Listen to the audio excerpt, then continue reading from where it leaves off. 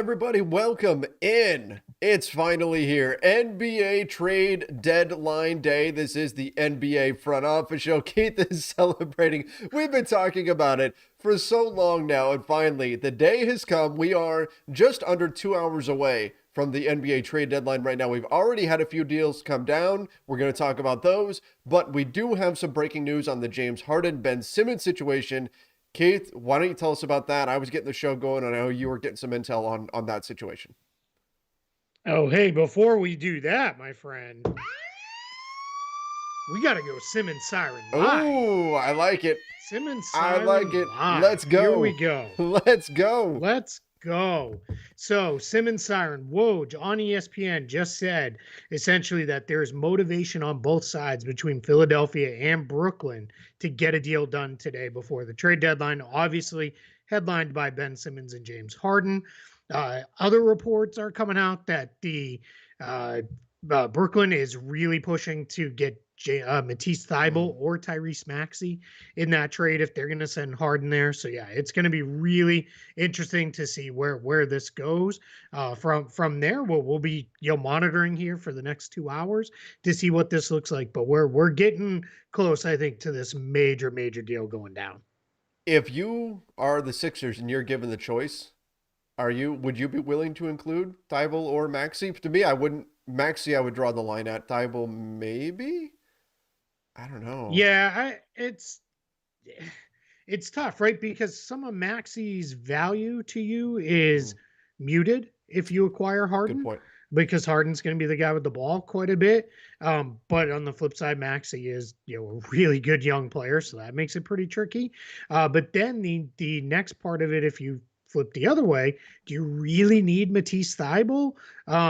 If you're Philly, because he's kind of your best defender, right? Especially on the wing, and you need someone to cover wings. Harden's certainly not going to do it. So let's see, where this goes. But yeah, it's going to be really curious to see what this comes down to. I am going to say right now, this gets done. But what the parameters are around Simmons and Harden, that's what's going to probably decide who wins this trade in the end.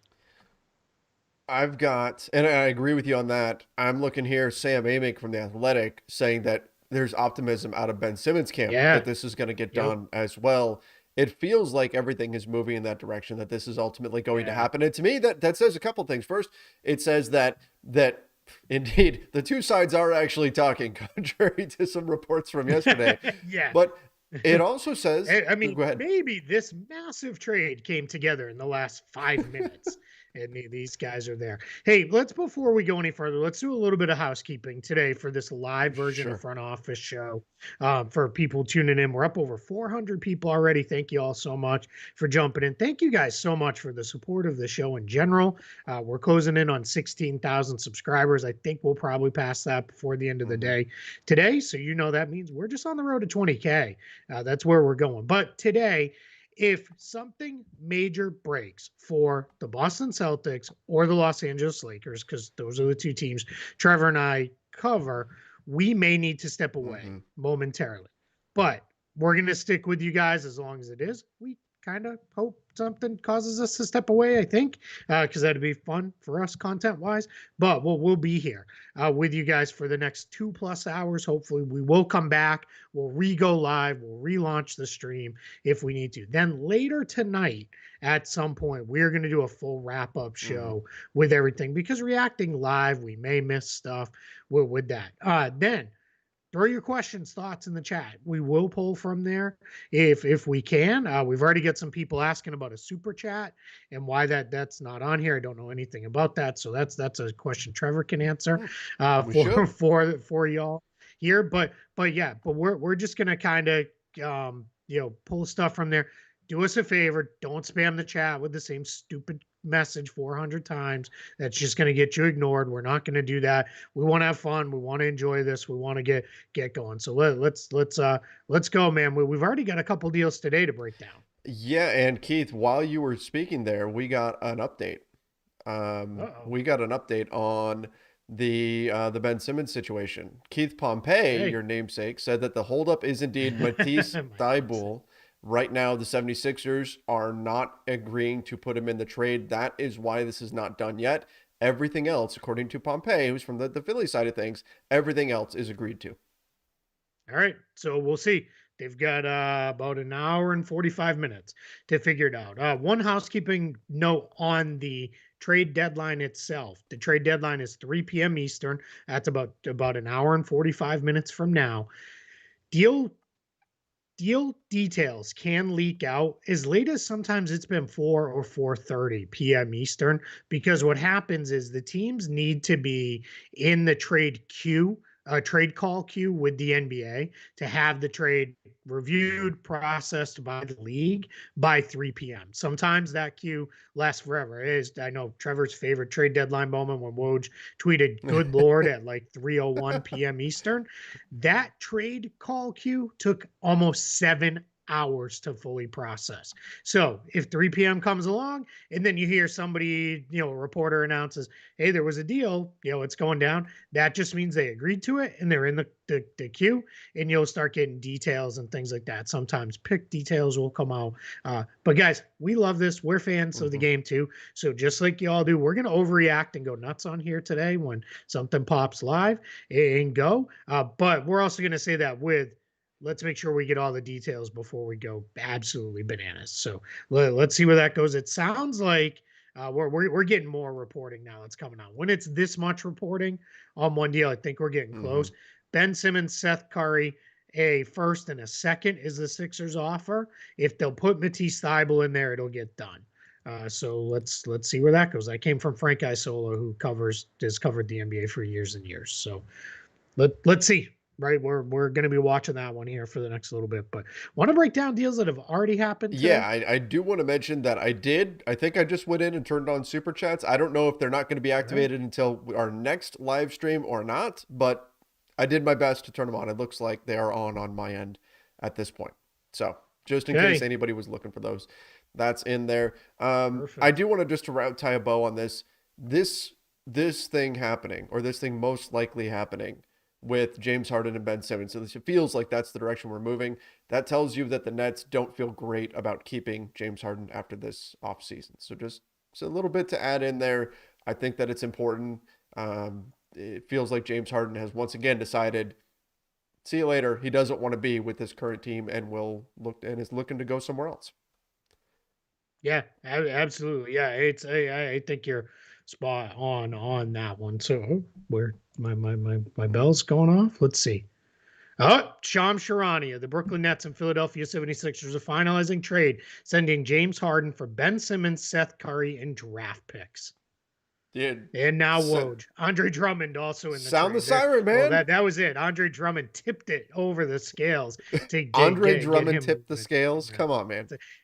You know what? The Nets actually need Andre Drummond. No. They don't have any bigs. I know that was a weight joke. So this could wind up. This could be the dam bursting, by the way, on other trades as well. Yeah, this could now 100%. This could clear the logjam for other deals to get done. But boom, James Harden is going to be a Philadelphia 76er. Are the Philadelphia 76ers, Keith, with James Harden? Remember, this is don't lose any production from Ben Simmons. Are the 76ers, you lose... Paul Millsap's also going in the trade. Oh, well, that shifts everything. You lose Seth Curry. You lose some draft picks. Are the 76ers now the favorite to come out of the East? No.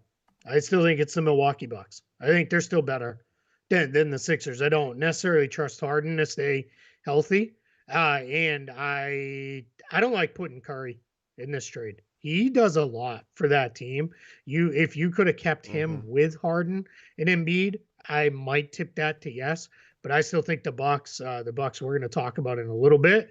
The Bucks got better today by getting Serge Ibaka for spare parts. I think that is a helpful move for them. So yeah, let's see, where this goes. But yeah, man, Ben Simmons gone finally. Oh, geez, Trevor. I told you, sound that siren, man. I blew it. Hold on. There we go. Sound that siren. Let it run. I blew it, man. That's my fault. All right. Simmons siren. That's good. We can retire that stupid thing. You may hear the Simmons siren later, though, because Simmons siren is also going to be the trade siren for the rest of the day, mostly because I'm too lazy to find A another different kind of sirens. siren. Let me ask you this though: if you're the Yeah. Nets, Ben Simmons. I mean, there have been a lot of mental health concerns. It's not just Ben Simmons saying I don't want to play for the 76ers. There's some mental health things that have been going on there. How soon Mhm. do we actually see Ben Simmons suit up for the Brooklyn Nets? It's February 10th. I'll say by the end of the Okay. month. Yeah, short month, but I'll say by the end of the month. I think we'll see it go that way. I think we'll see him in there, and we'll go from Mm-hmm. there. Mm-hmm. Now, Durant, Simmons, Kyrie, maybe Potential to be good. there's some stuff out there that New York may be considering lifting their mask mandates. If they do, that would free Kyrie up to play home games. I don't hate it. I don't hate Simmons there. As you know, my whole thing has been put the right kind of guys around Simmons. I think that is really important. And yeah, so let's see where that goes. We did just get a super chat from JG Yan, so appreciate that. Thank you, and that is confirmation that it is indeed working. So thank you. All right, what is a super Uh, chat? Explain a super okay, chat so to if you me. don't know, Maybe Super everybody Chat is really watching. big over when we do our Lakers Nation live post game shows. Super Chat is where somebody can pay a little bit of money via YouTube to highlight their question or comment. Now, in this case, they just gave us a Super Chat as like a tip. They didn't put in a question or comment. Thanks, But man. usually, what we do is if somebody gives us a Super Chat, we make sure that question absolutely gets question or comment gets read, as long as it's something Perfect. that's reasonable and not something ridiculous. But that's a way of Don't making call sure me that gets read. fat and expect us to read it on air. I'm not. I already know I'm We are fat. not we are not Ron Burgundy. We don't read whatever is put in the super chat. That's not what's going to I happen. love it. All right, now let's break down the movie Greenland for the next couple hours here for everybody. So all right, no, all right, we're gonna do a lot more on Simmons and Harden. Let's see if any more details leak out here over the next little bit. Let's get into a couple other deals that happened earlier today.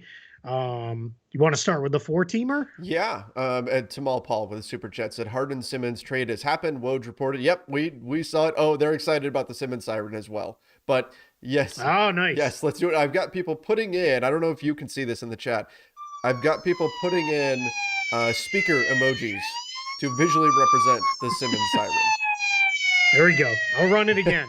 I'm glad you guys love the Simmons siren because this was the dumbest thing I think we have done on this show yet, outside of my apocalypse movie rant yesterday. Oh, somebody said James Varney. Isn't that Ernest? Is that Jim Varney? Yeah, I think so, wasn't it? Anyway, he said, who got it first, Woj or Shams? I think it was Shams. Yeah, I think Shams had the basic part of it Mm-hmm. first, then I think Woj had the Drummond piece and the Millsap piece Correct. after. But it was literally, hold on, I'm gonna check my tweet deck to answer that question. While you're questioning Woj. that, Orlando 1990 said Ben Simmons is going to start playing spectacular now. He Wouldn't wouldn't be be surprised. surprised at all. Suns Yep. Geek said, huge fan of the show with the super chat. Thank you. Appreciate it. Keep up the amazing work. What do you think the Phoenix Suns will do? Well, now that Thad Young is going elsewhere, is going north, that was kind of the move that we had eyed for the Phoenix Suns. I think the Suns are just going to be, like we've been saying, they're going to be very selective in what they do. They don't have to do Yep. anything. They're already great. So Nope. they don't have to do anything. If something comes along that makes sense, I'm sure they'll consider it, but they're dealing from a position of strength because they don't have to do anything as of this moment. So if you're the Suns, you just you keep your options open, and if something comes along, great. And if not, you move forward confident that right now you're already looking like the best team in the conference. Yeah, it's hard to imagine the Suns doing a whole heck of a lot. I think what really with the Suns is, yeah, if you can go get a wing defender, maybe another big with a little bit of range, I think you'll jump on that and make it happen if you can. With that, but yeah, I don't think we're gonna see any kind of major moves out of them because, as Trevor said, they don't need to. They're already really really good. I mean, they're just we talked about it on maybe our last show before. The Warriors are just keep ripping off wins, and they can't even close any ground because the Suns don't lose more than one out of every 5 or 6 games at most. So that's pretty impressive. We had a couple other people, Trevor. I think I don't know what to do with these, but Simmons Kyrie will be the biggest drama queen duo. Yeah, probably. Harden was up there though. He's pretty drama filled as well. I really appreciate this is from Simon Mayer. I apologize, Simon, if I butchered your name. Really appreciate your content. No drama, just straight and professional reporting. Much love from Germany. Germany in the house. Love that. It's going to be getting early evening welcome. hours. And then Brandon Lynn Simmons siren for the last time today though. No, man, we're going to run it back. It's just going to be the trade siren now. Now we're just rebranding it. Now, a little rebranding. And then Rock Official says, I just want to thank you both for everything. We appreciate you guys. You guys are the best. I can't state that enough. How great this is. Trevor, we're up over 1,300 people watching right now, which is, I made it. Look at your boy, Mom. My mom's not watching. She doesn't know how to get on YouTube. When we started this, we could have never imagined that this would No. go the way that it has so far. And so we are so thankful for all of you that are watching live, all of you that watch the videos every day, Monday through Friday, that listen to the podcast. So appreciative for all of you. This has been absolutely fantastic. Yep. Love you guys. All right, let's get into the trades. We'll come back to Simmons Harden. We're just waiting. There's still pick details that are coming out right now and those things. So we'll come back to that. We promise. We know that's the big one. We're not going to, not come back to that one. But 4-team trade this morning between the Kings, Bucks, Clippers, and Pistons. The Kings acquired Dante DiVincenzo, Trey Lyles, and Josh Jackson. The Bucks acquire Serge Ibaka, 2 future second-round picks, and some cash. The Clippers acquire Rodney Hood and Semi Ojeleye. The Pistons acquire Marvin Bagley III. In that trade, humorously, Woj tweeted Marvin Bagley Jr. and then had to fix it, which would have been funny if it was just his dad being traded there. But anyway, I don't. The Clippers. This is just moving off Ibaka, who wasn't really a part of things there anymore. With them, the Pistons, this is taking a flyer on Bagley. We've talked about this one. This has been rumored for got to be a couple months. Easy now that might have been there. It's the Bucks and the Kings, I think, that are more interesting in this one. So let's start with the Bucks side of it. They needed another big. They needed another big who was, quite frankly, better than Greg Monroe. Who's there right now on a 10-day backing up Bobby Portis inside. They got some good news on Brook Lopez that maybe he'll return this regular season. His back checks have gone pretty well after back surgery. But I think Ibaka can come in there and give them 10, 15 minutes decent play each night as a backup. Yeah, absolutely. Absolutely. I think for the Bucks, you get a little bit more size just in case, because you never know with Brook Lopez. Bobby Portis, again, like you said, he's filled in very admirably, but it doesn't hurt to have that kind of depth, particularly if you're going to make this postseason run. And you know what? Let's say Brook Lopez comes back and he's playing well. Great. But now down the home stretch, hey, Brook, second night of a back-to-back, you take it easy. Serge, you're going to take over some of the minutes here for him. Bobby Portis, you've got plenty of depth at the position now heading into the playoffs for in case you run into some of the bigs. Let's say now you run into the 76ers and Joel Embiid. Cool. Now you've got another big body that can throw at him. That said, I really like Dante DiVincenzo. So I think that hurts a little bit, but I understand as well why the Bucks went this way and did this. Yeah, absolutely. Yeah, without a doubt, I think this is a good move. Hey, shout out to Devin C in the chat asked, is it still possible for Cam Reddish and Alec Burks trade to happen now that Goran Dragic is out of the mix? We'll see. I mean, it's not impossible. I don't know about both of them anymore, but we'll see where that goes, how that one ultimately comes together. And then Ravon says, great show, guys. Been watching for a few months now. Also, the best Kenny Loggins movie song is I'm All Right from Caddyshack. That is money, and my dad would appreciate that. He absolutely loves that movie. That is one of his favorite. That's it. Yeah. Right. Oh, yeah. I can do a little dance for you. Get a little dance going on. I'm going to give a shout out to my boy, Pete Driscoll. He is he should be teaching right now, but he isn't. Trevor might know a thing or two about that. And he's watching us on YouTube live. So shout out to my guy, Pete. They're one of my best friends in the entire world. I absolutely love him. Check out his podcast, Schooling Struggle, if you want a fun, non-sports related podcast, kind of about mindset and things like that. He does a really good job on there. After you listen to Front Office Show, of course.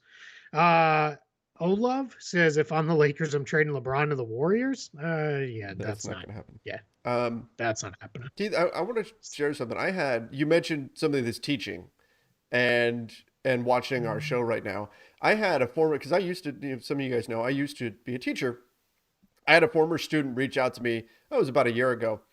And I said, what's the one thing that you remember from my class? And he said, I remember during the NBA trade deadline, you put on a video and let me sit back by your desk with you, and we watched all the updates come through on your computer. And I went, everything I taught you, that's the one thing you remember from my class. And he said, yeah. I said, yeah, well, that does sound about right. That That's sounds it, like man. me. You did it quite well then. You were a good Yep. teacher. That's that is it. All right, let's get back to this trade.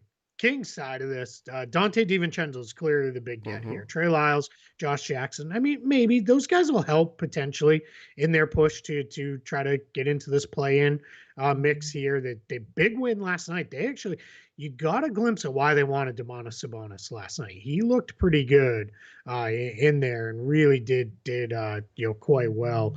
In that you could see him as an offensive hub. Again, we'll get into that stuff a little deeper here. We want to focus on the trades to teach NBA, not MBA. I love it. That's pretty funny. But in this trade, DiVincenzo goes there. Now, what's funny is, remember when the Kings got in some trouble once upon a time with the Bucks? Because Dante DiVincenzo might have been headed there before. Kings get their guy.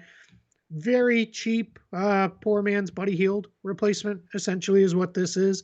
We'll see, what they do in extension talks with DiVincenzo as a restricted free agent this summer.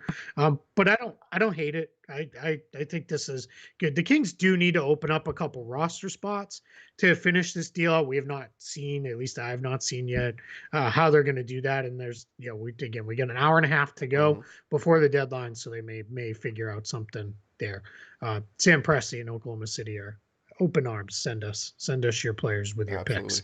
You're wretched, you're tired, you're poor, you're draft huddled picks. masses.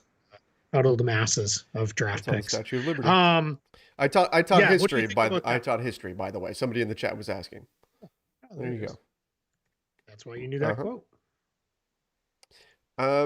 So when I'm looking at this trade, the Kings getting DiVincenzo, I like that. Trey Lyles, Josh Jackson. Any utility there in Sacramento? Yeah, I mean, Lyles maybe. I mean, they've got a lot of bigs, so let's see if he does anything. Jackson maybe helps on the wing some. He can still do some scoring off the bench. He's not great, so maybe. But this was really about getting DiVincenzo for them. It's DiVincenzo for Bagley. Think of it that way. And I don't hate that for the Kings. I mean, it's a weird path from the 2018 draft class to get to this point, but I think it's okay. I don't hate this one for them. The Clippers, from their side, they wound up saving a lot of money, which, I mean, clearly Steve Ballmer, it's really important that he does that. But I mean, the Clippers, though, it's sure. I mean, if you can save, I forget what the total was. It was something like $30 million or somebody put it out there earlier. They save a lot of money in luxury tax payments by making this move. And maybe this sets them up for a future move.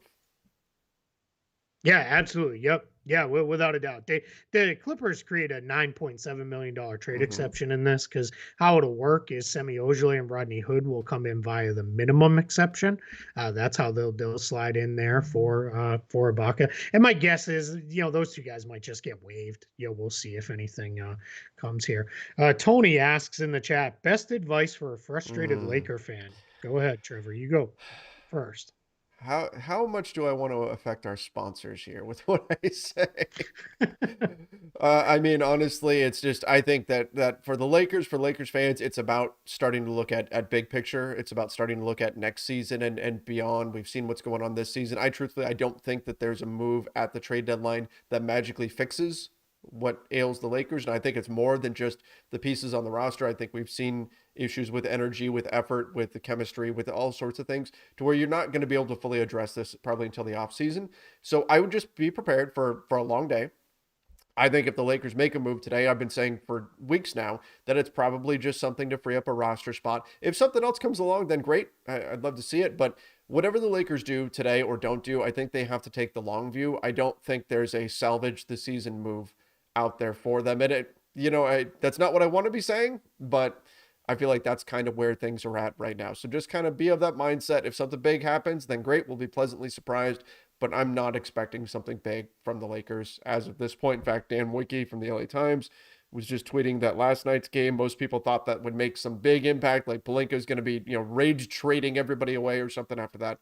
But he's saying that's not really the case, that it just reinforces that what I'm saying, that the issues aren't fixable. So why give up stuff right now that might have more value at the trade deadline next year or during the summer, to make a move to try to fix something that's not fixed. So, or they can't be fixed. So that's where they're at.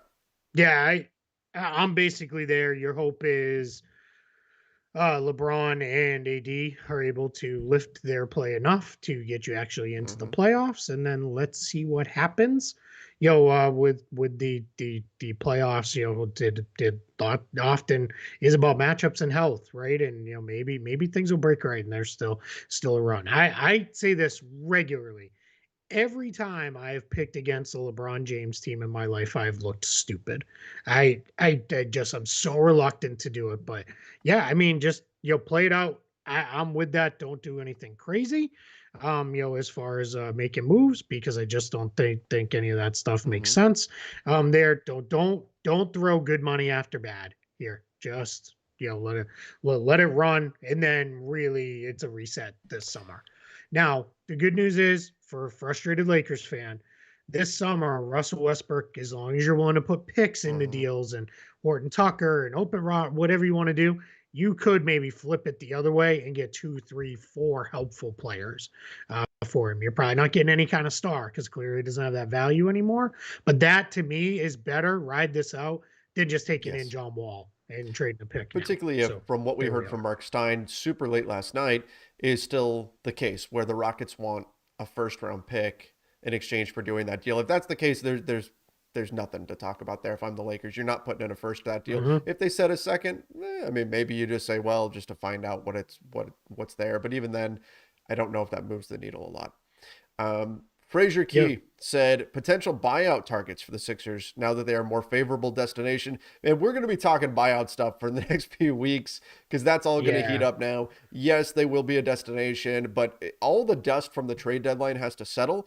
because even right now, teams are going to be saying, we're not buying anybody out. If you want this guy, you have to come trade for him. Whoa. The Boston Celtics are trading Josh Richardson to the San Antonio Spurs for Derek White. I like that for the Celtics. I like Derek White. I like that quite a bit. Derek White. That's a good play. You got to sound the siren, man. Oh, man, I got to sound. Sorry, I get all excited here. I lost the siren. I don't know where it went. Sorry. Woo! That's big. That is. That's all right. We'll come back to it, guys. I'm putting a tracker together. We're gonna hit on all these. If we don't hit them on the live show here, we will hit on these, later, down the line, in a later show today. Couple things. Let's go back to the Simmons trade if we can. Simmons Harden trade.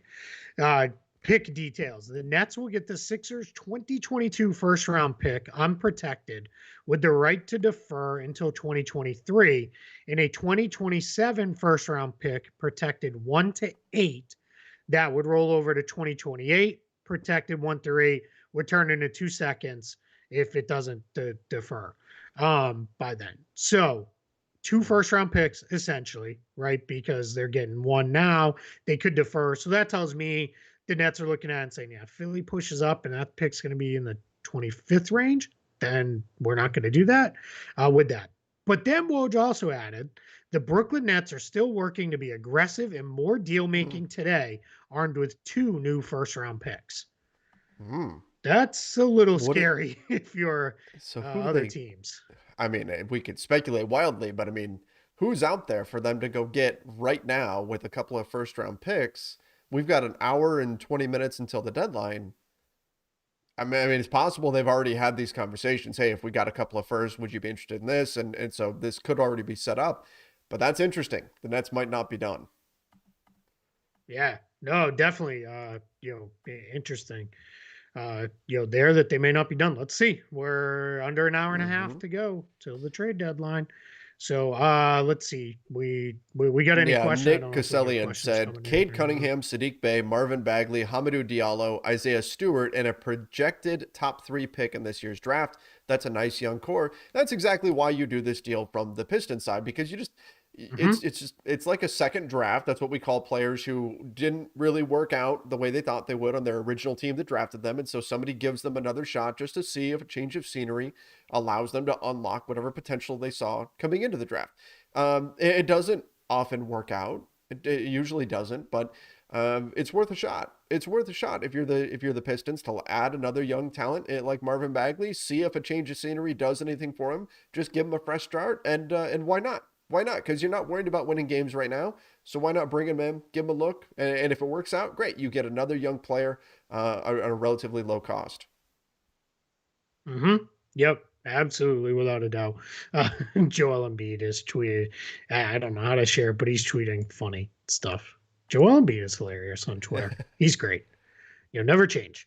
All right, let's go back to Yes. deals from earlier today. All right, I think we've kind of closed the book on the 4-teamer. We'll come back to that. That's exactly what you said. That is a good addition to that about what is going on. Sorry, my phone is going off every 2 seconds. Let's see. What else is coming? Wow, this is just tweeting silly lineup pictures of the Pistons and Sixers, or Pistons, Nets, and Sixers. What about the All Thad right. Young? The other trade. Okay. Yeah, that's where I was headed. Yep.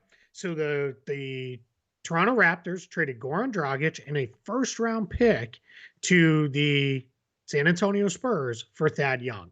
Now the pick is protected 1 to 14, lottery protected this year, 1 to 13, basically lottery protected next year, and then turns into 2 seconds beyond that. So that pick will probably go this year. I don't think the Raptors are going to fall into the lottery. I mean, maybe we'll see, what the play-in tournament brings for Toronto, but yeah, they're sending those picks there to the Spurs for Thad Young.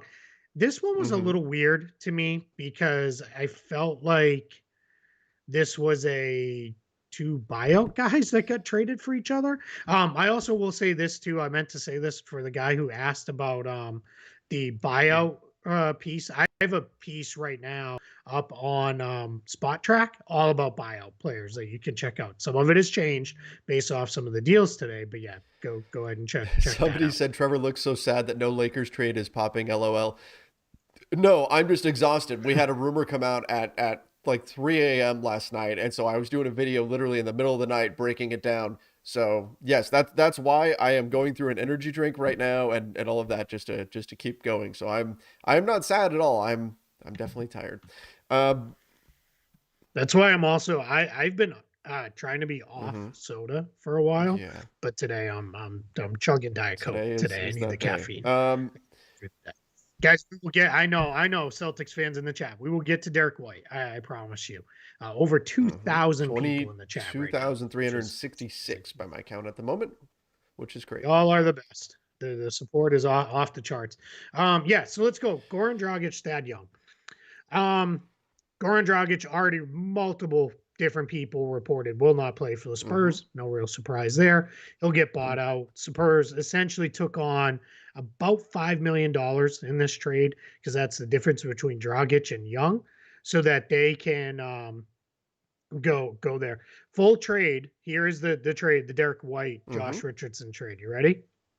It is Josh Richardson, Romeo Langford, and a 2022 first round pick protected 1 through 4 for Derek White. So it's just basically if all goes to hell for the Celtics, they keep a top 4 pick for Derek I don't know White. if I like that as much. That's per Adam the first is what trips me up. And I like Derek White a lot, but I guess what were we talking about? We're talking about a middle of the pack first, plus giving up Langford. It's close. Derek White's really good, and I do like Derek White. I certainly, if it was just Derek White for Josh Richardson, I'd be saying, "Whoa, the Celtics really got a steal." I don't know about including the first there. You know what this tells me is the Celtics are looking at Derek White as either they can keep him and play him in the Richardson role already, or he has extensive on-ball experience.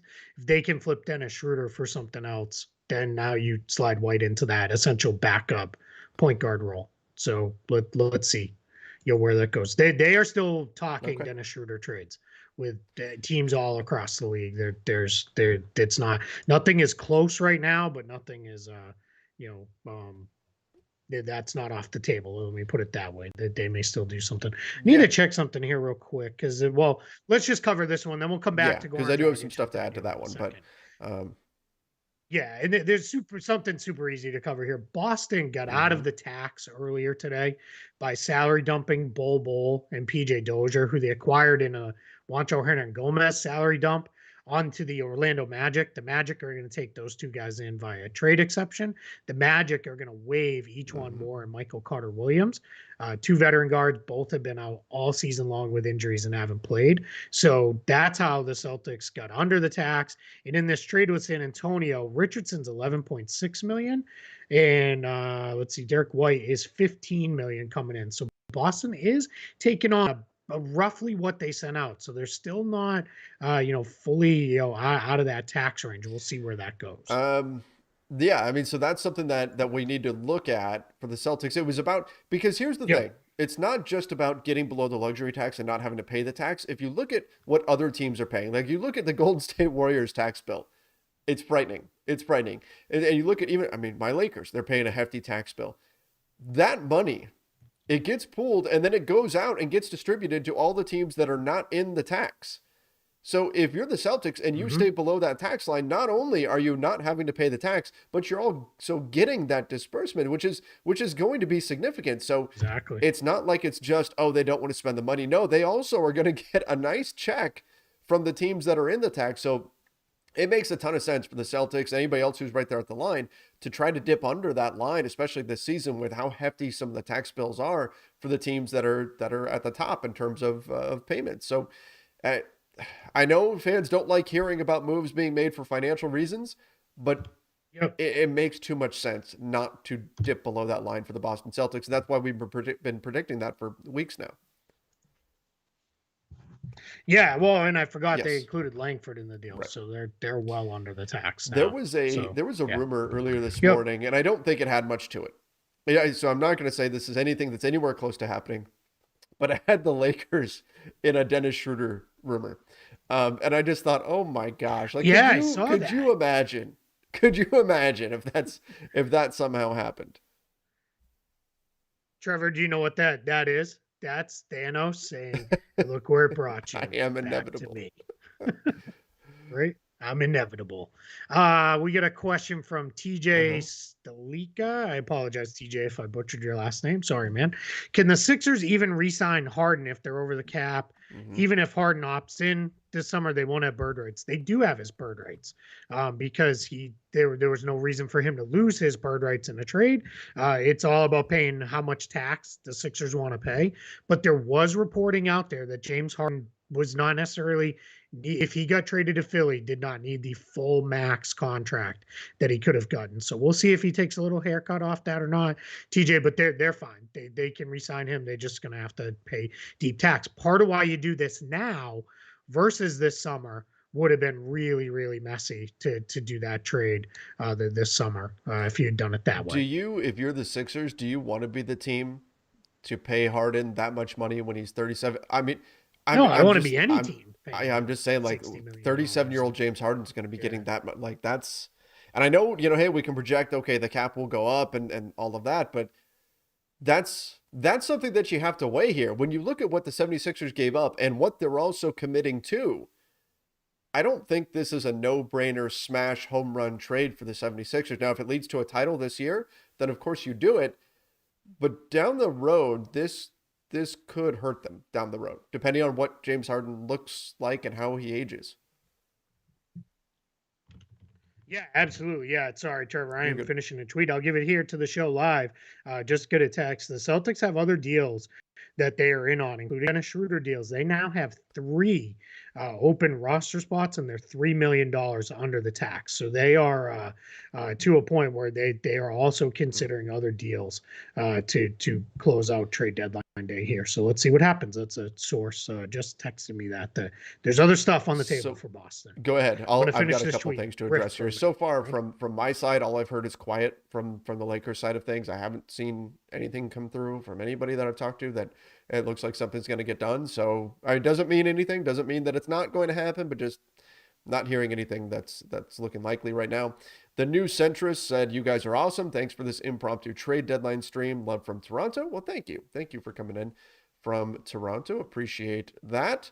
And I also had Tamal Paul asked, the way James sounded confused and sad during last night's press conference, it somehow felt like he had also finally given up on the season and won't push for any panic moves anymore.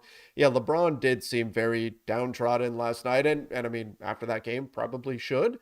And I think there is that kind of realization that you're probably not fixing what's going on. So any move that you see the Lakers make, it's got to be something that works for not just right now, but for next season as well. Because realistically, that's probably what we're looking at for this team at this point, which of course is not where any of them wanted to be right now, but that's probably reality for them at the moment.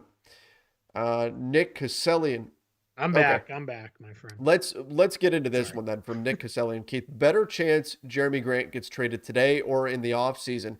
I think this is one of the moves that could get done now that the James Harden, Ben Simmons thing is going through. This could be what opens up another team to come in and really go after Jeremy Grant at this point. I don't know who it's going to be, but I think this could be a domino effect from the Harden-Simmons thing getting done. Yeah, I'm with you on that one. So let's take a look right now at the standings, especially in the Eastern Conference. Miami, Milwaukee, Cleveland, Philly, Toronto, Brooklyn, maybe, right? If Simmons is good for them. They have all added players leading up to this deadline over the last few days. The one team that has stood pat so far, the Chicago Bulls. Could they be the Jeremy Grant team? Could they do Patrick Williams and something to go get Jeremy Grant, Patrick Williams and Derek Jones Jr., expiring contract, and go get Jeremy Grant to keep themselves? The Eastern Conference, it's been years since we could say this, is loading up. Now, the Heat haven't done anything big yet. Let's be fair to that yet, but they freed up the ability to trade a pick. And let's face it, they're already the best team in the conference as of record-wise right now today.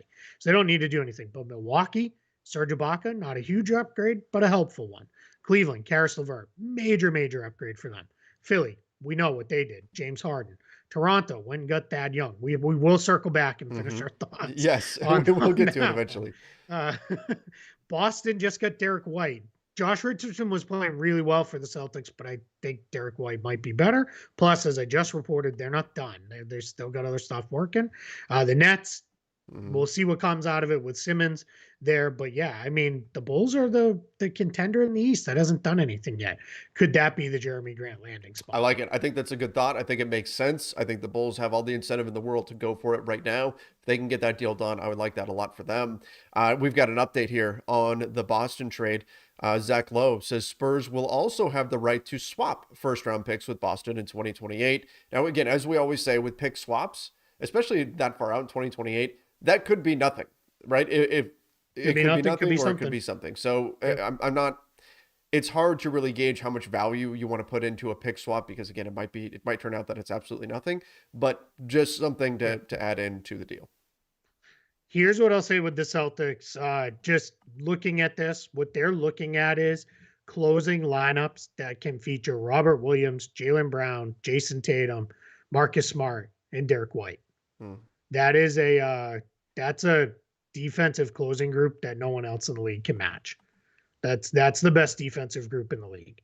I think without a doubt. And if you need to, you play Horford and bump one of the other guys out and play big if you need to. That's what this is about right now for the Celtics. Yeah, and again, I like Derek White a lot. That first feels like a bit much, but again, Derek White, if that's the piece that they think is going to provide that connectivity, okay, right, and off you go. And maybe if this really works, maybe the Celtics become that team that nobody in the East wants to see in the first round.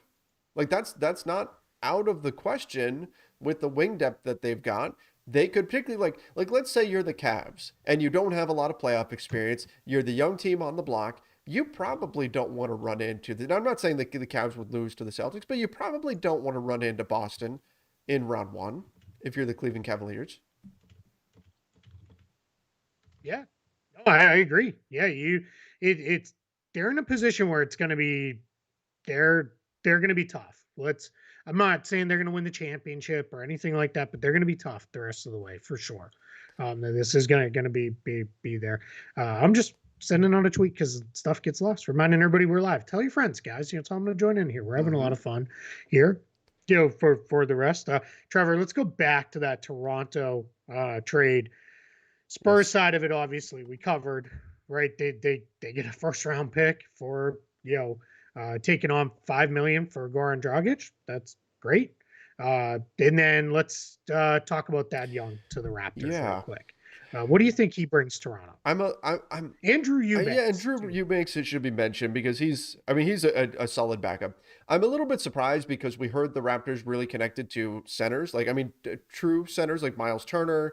Of course, we had Jakob Poeltl.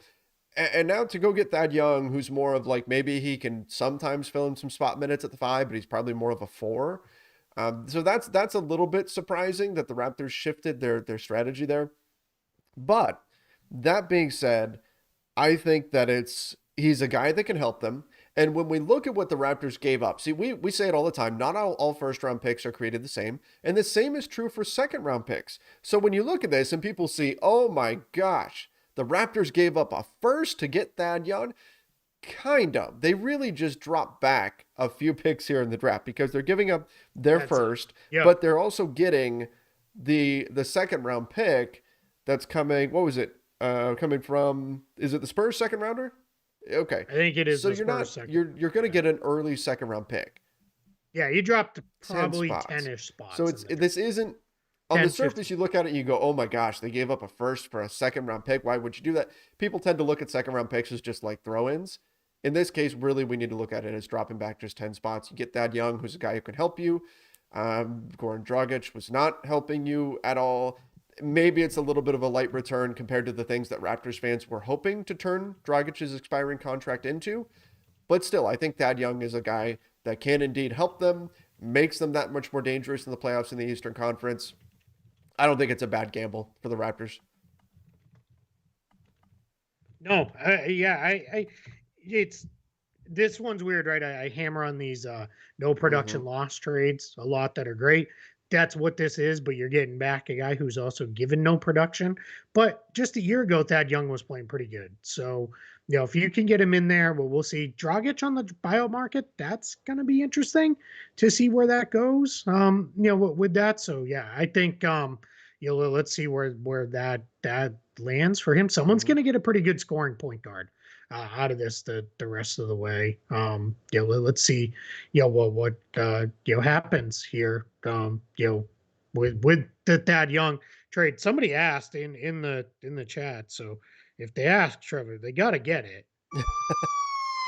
Here it is, the Simmons siren, rebranded. The trade siren. Trade siren.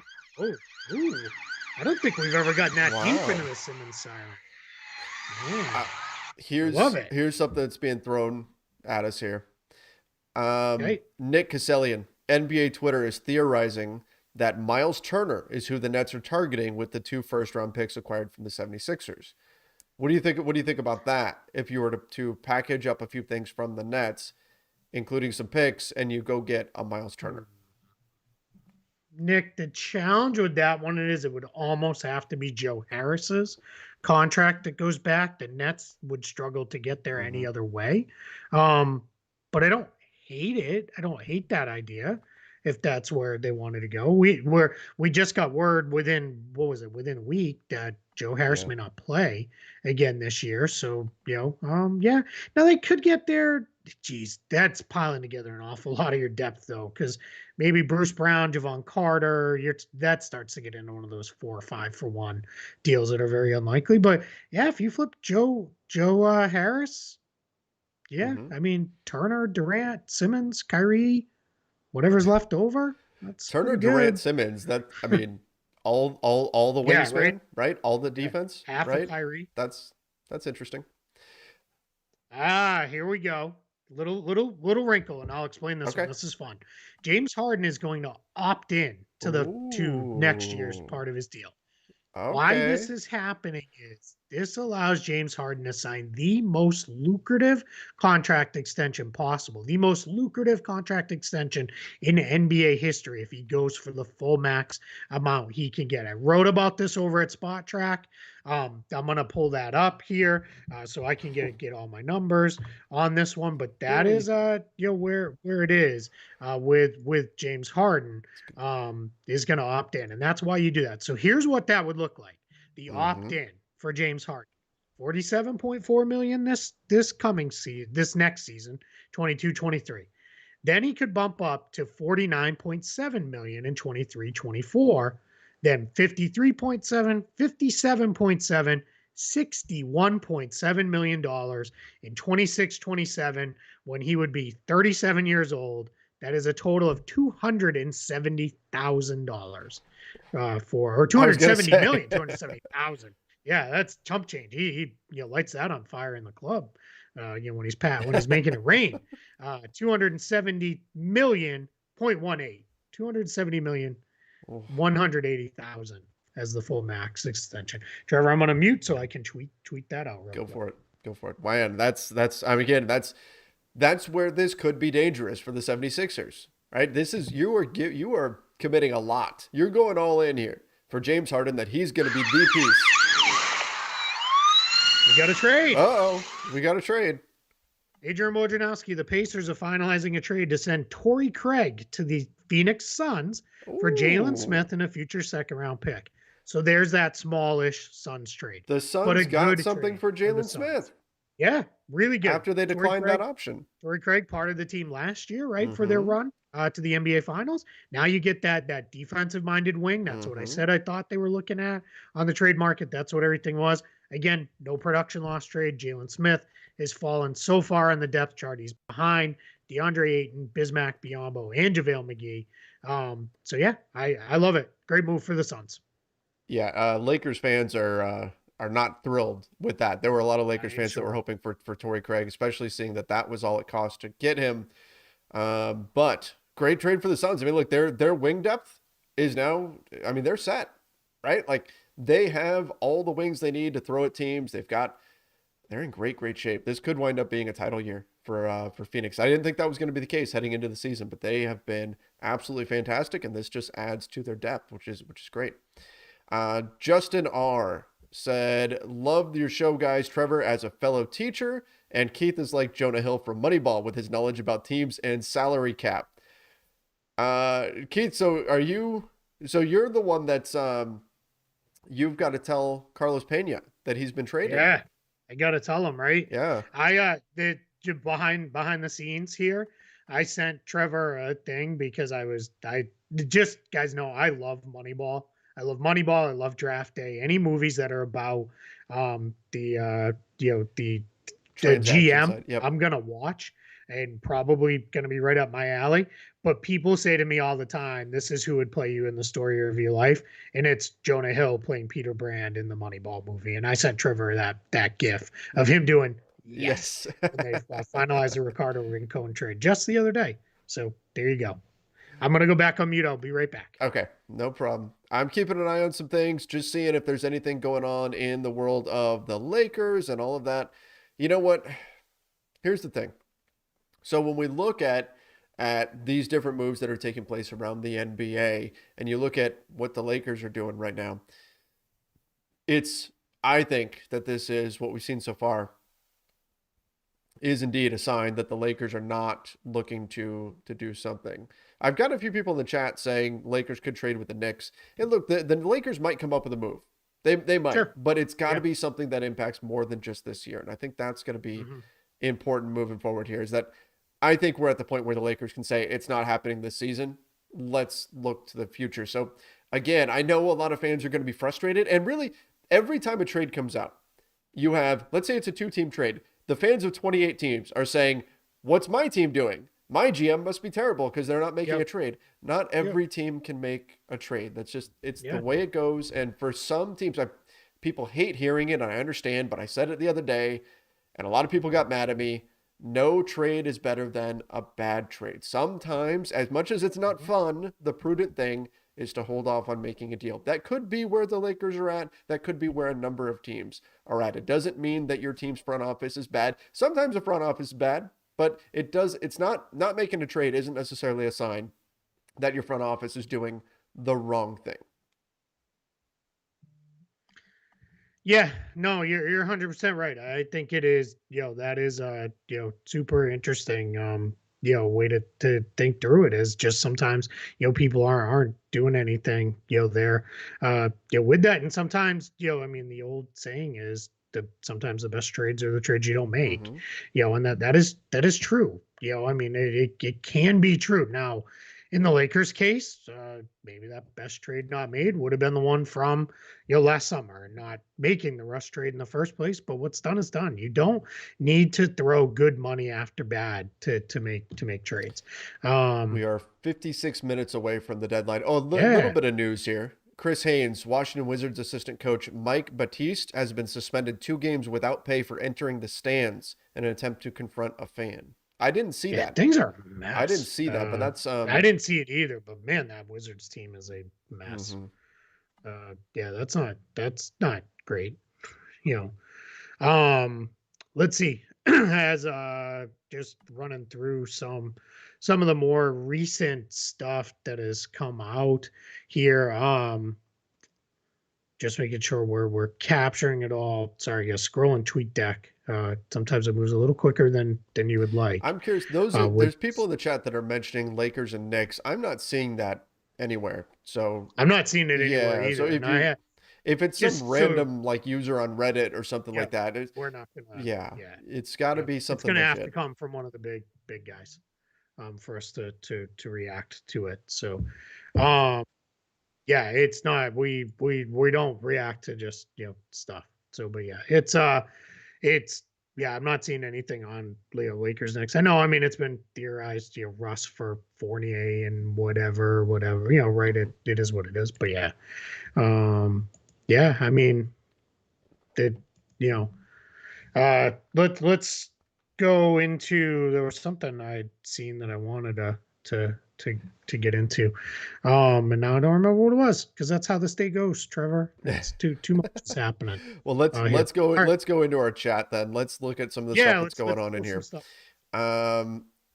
Let's see. Caleb Veasley said, "I'm upset the Rockets are not trying to get better or set themselves up unless they're just waiting for money to roll off the books." I think the Rockets are also in a position where they don't have to make a move. And if they do, it's just something to improve themselves for the future. But if that doesn't fall into their laps, you don't want to force anything if you're the Houston Rockets right now. And again, I know that's not fun, but like we've been saying, you don't want to do something that's going to set you back. And that might be all the opportunities that are out there for them right now. If they decide Christian Wood, he's still under contract. Maybe he has more value, they think, in the summer if they're going to move him. Or maybe they say, you know what, Eric Gordon, he's worth the first. And if we don't get it, we're definitely not trading them. Okay, fine. Stick to your guns. And then at the very least, you're sending the message that you're not going to bend at the trade deadline, and teams are going to have to pay your asking price. It's not just what happens right now. It's not just about today. It's also about the summer. It's also about next season. Teams are setting themselves up for future moves as well. So you kind of have to sometimes think big picture with this stuff, as easy as it is just to get focused on what's happening right now. Yeah, absolutely. Just shout out to everybody watching. We just passed over 3,000 people are watching live with us. Thanks for spending part of the trade deadline with us.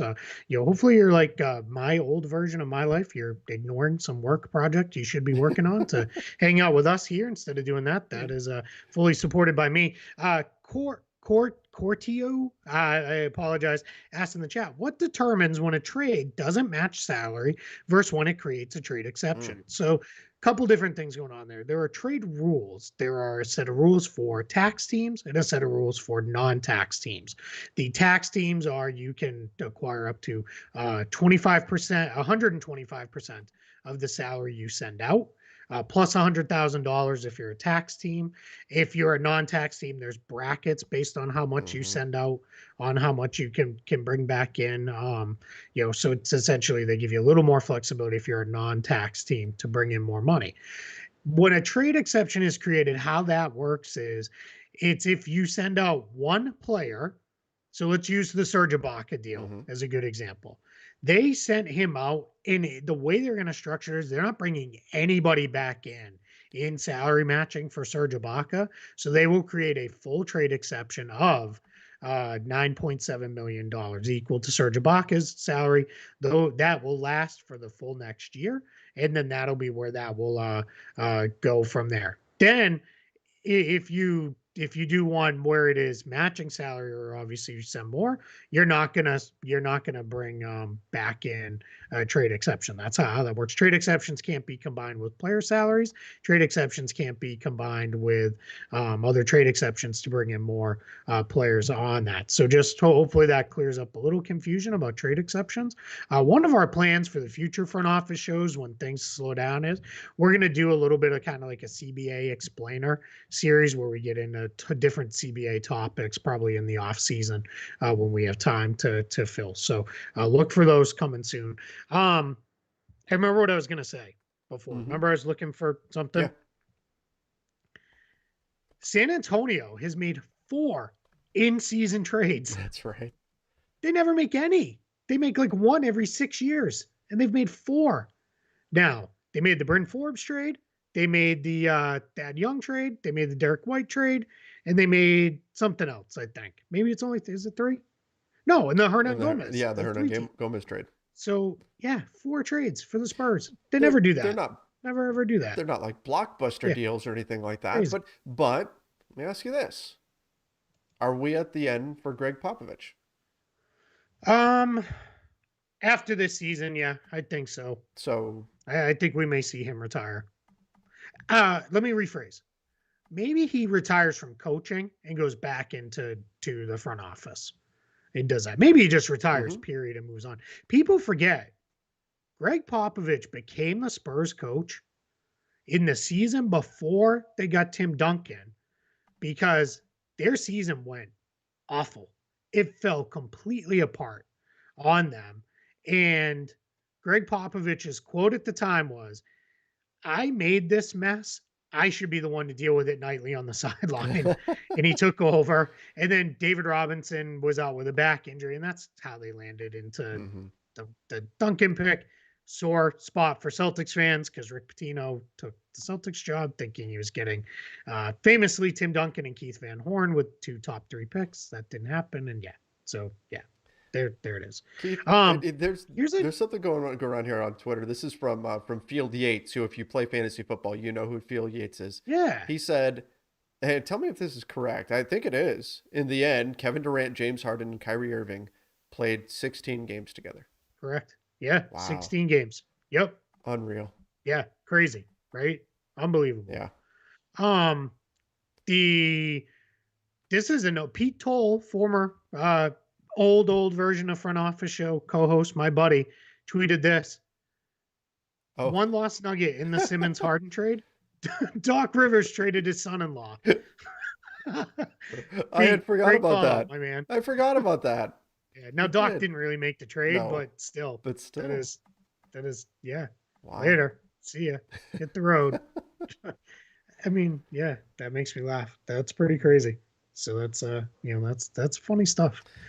All right, let's get into this Derek White thing for a minute. I mentioned before, I think the Celtics here are they're trying to build up to put together what I imagine they think is a defensive monster lineup, maybe protection if they wanted to move Marcus Smart either now or over the summer.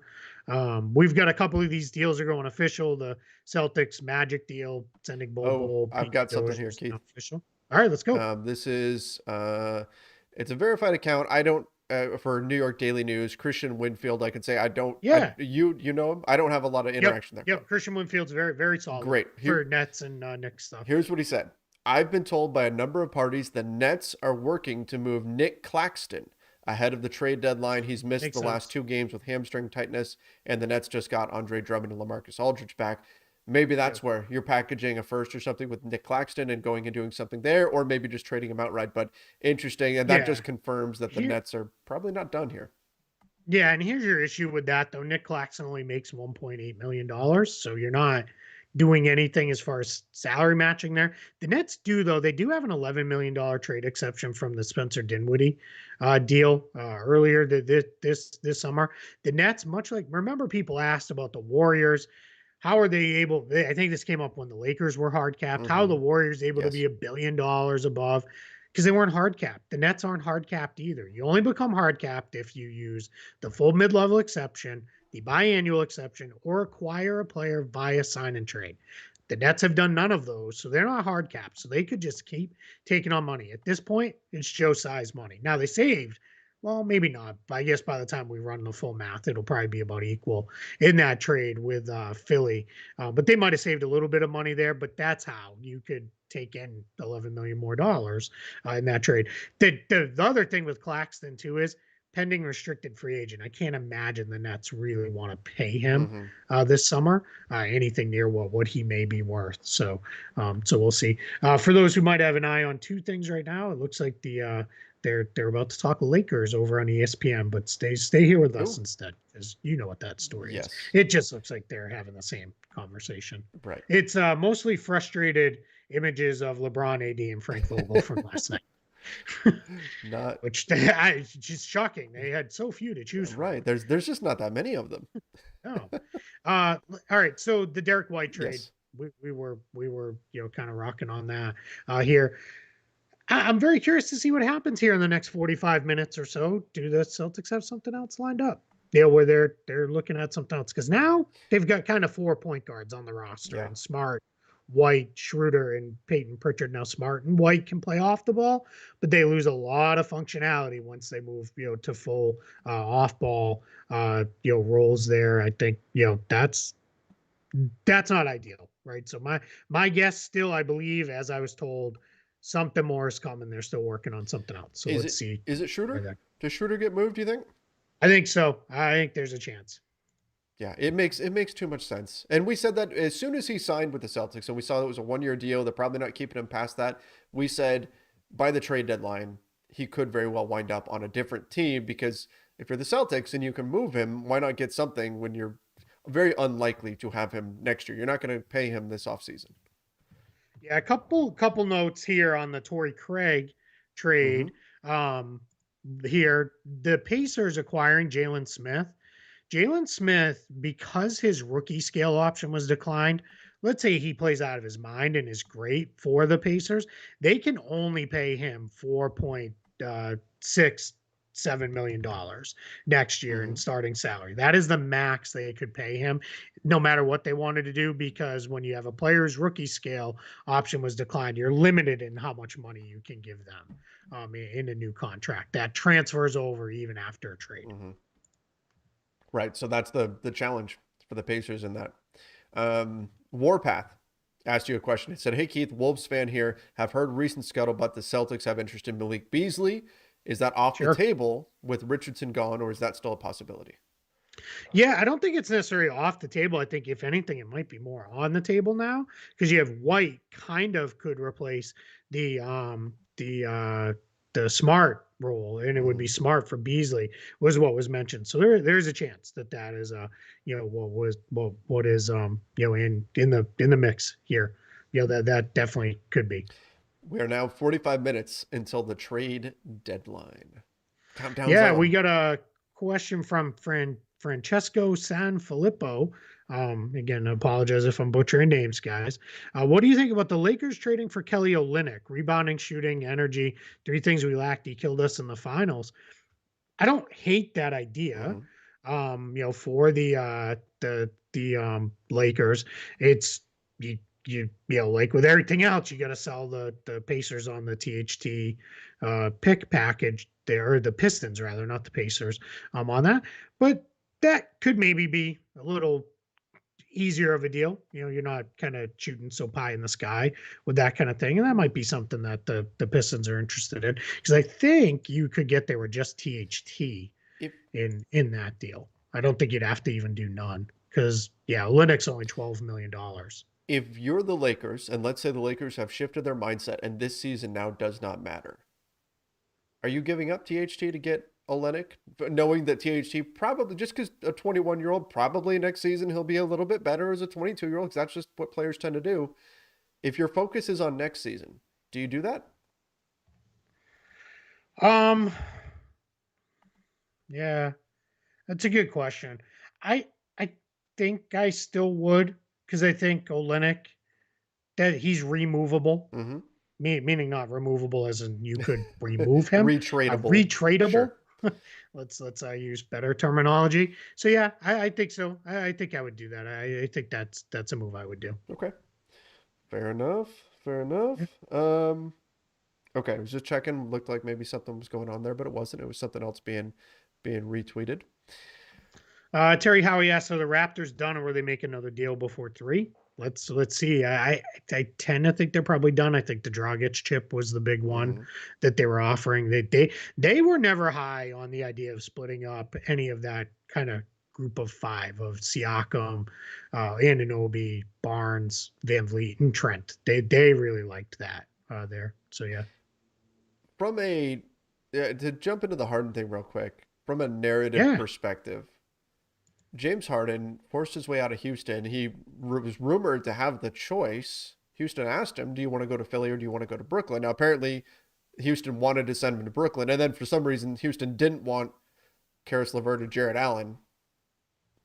Yikes! But they asked him which one he wanted to go to, and he said Brooklyn. And now he goes to the Nets, and he gets buyer's remorse here, I guess, or I don't know, tradees remorse, and suddenly decides, no, no, no, wait, I changed my mind. Please send me to the 76ers. What's the how is James Harden perceived around the NBA now with the way things have played out in his last couple of stops? Yeah, that's a good question. It is tough. I don't think anybody, because of the talent of the player, that always kind of weighs all, right? I don't think there's any uh sense of like forget this guy, but there has to be at least some worry of from the Sixers side of like, is he gonna do this to us Mm-hmm. too? But he's with Daryl Morey again, and it seemed pretty clear for a while now that he really, really wanted to be, um, with more in Philly. So I think I, I don't think it changes too much. I mean, people are going to beat him up for this, but people are going to beat him up anyway. I mean, if you're James Harden, I mean, people have been making low light clips of your crappy defense for Uh-huh. 10 years now. Like, I don't think he cares what anybody thinks of him at this point. I mean, and if he does, dump a bunch of cash on your bed and roll around it, and sure, that's like taking a warm You bath. know, there was this, something went around. Think it was Windhorst was talking about this story about when Kobe was frustrated that the Lakers weren't playing well and said, and was talking to Michael Jordan and was asking, like, what do I do here? Do I try to force a trade? Do I try to get some teammates traded? What do I do here? Do I just kind of keep being me? And Michael Jordan said, you are the guy. You're the guy. So no matter what happens, 10 years from now, they're going to look back and say, did Kobe win a championship? They're not going to say, did role player X win a championship? That player's not going to be judged by this, but you are. So you have to do whatever it is that's going to get you to that championship, because that's going to be part of your legacy. And I think that James Harden, in a way, has to look at this. If he feels like it's not going to happen with the Nets, and he's got a better chance of it happening in Philly, and then from the Nets' perspective, if they're getting something for him where he would have left anyway, I can see where the right thing is happening here, right? But the flip side is it just kind of looks ugly with the way James Harden played in Houston on his way out the door. Now, his last Nets performance, he had 4 points. There's a flip side to all of this, but I think it's interesting that there's two different perspectives that you can look at this from. And you can kind of understand Harden, but you can also understand where people will be looking at Harden like, This probably wasn't the way to really go about the last couple of seasons. Got a new trade. Trade siren.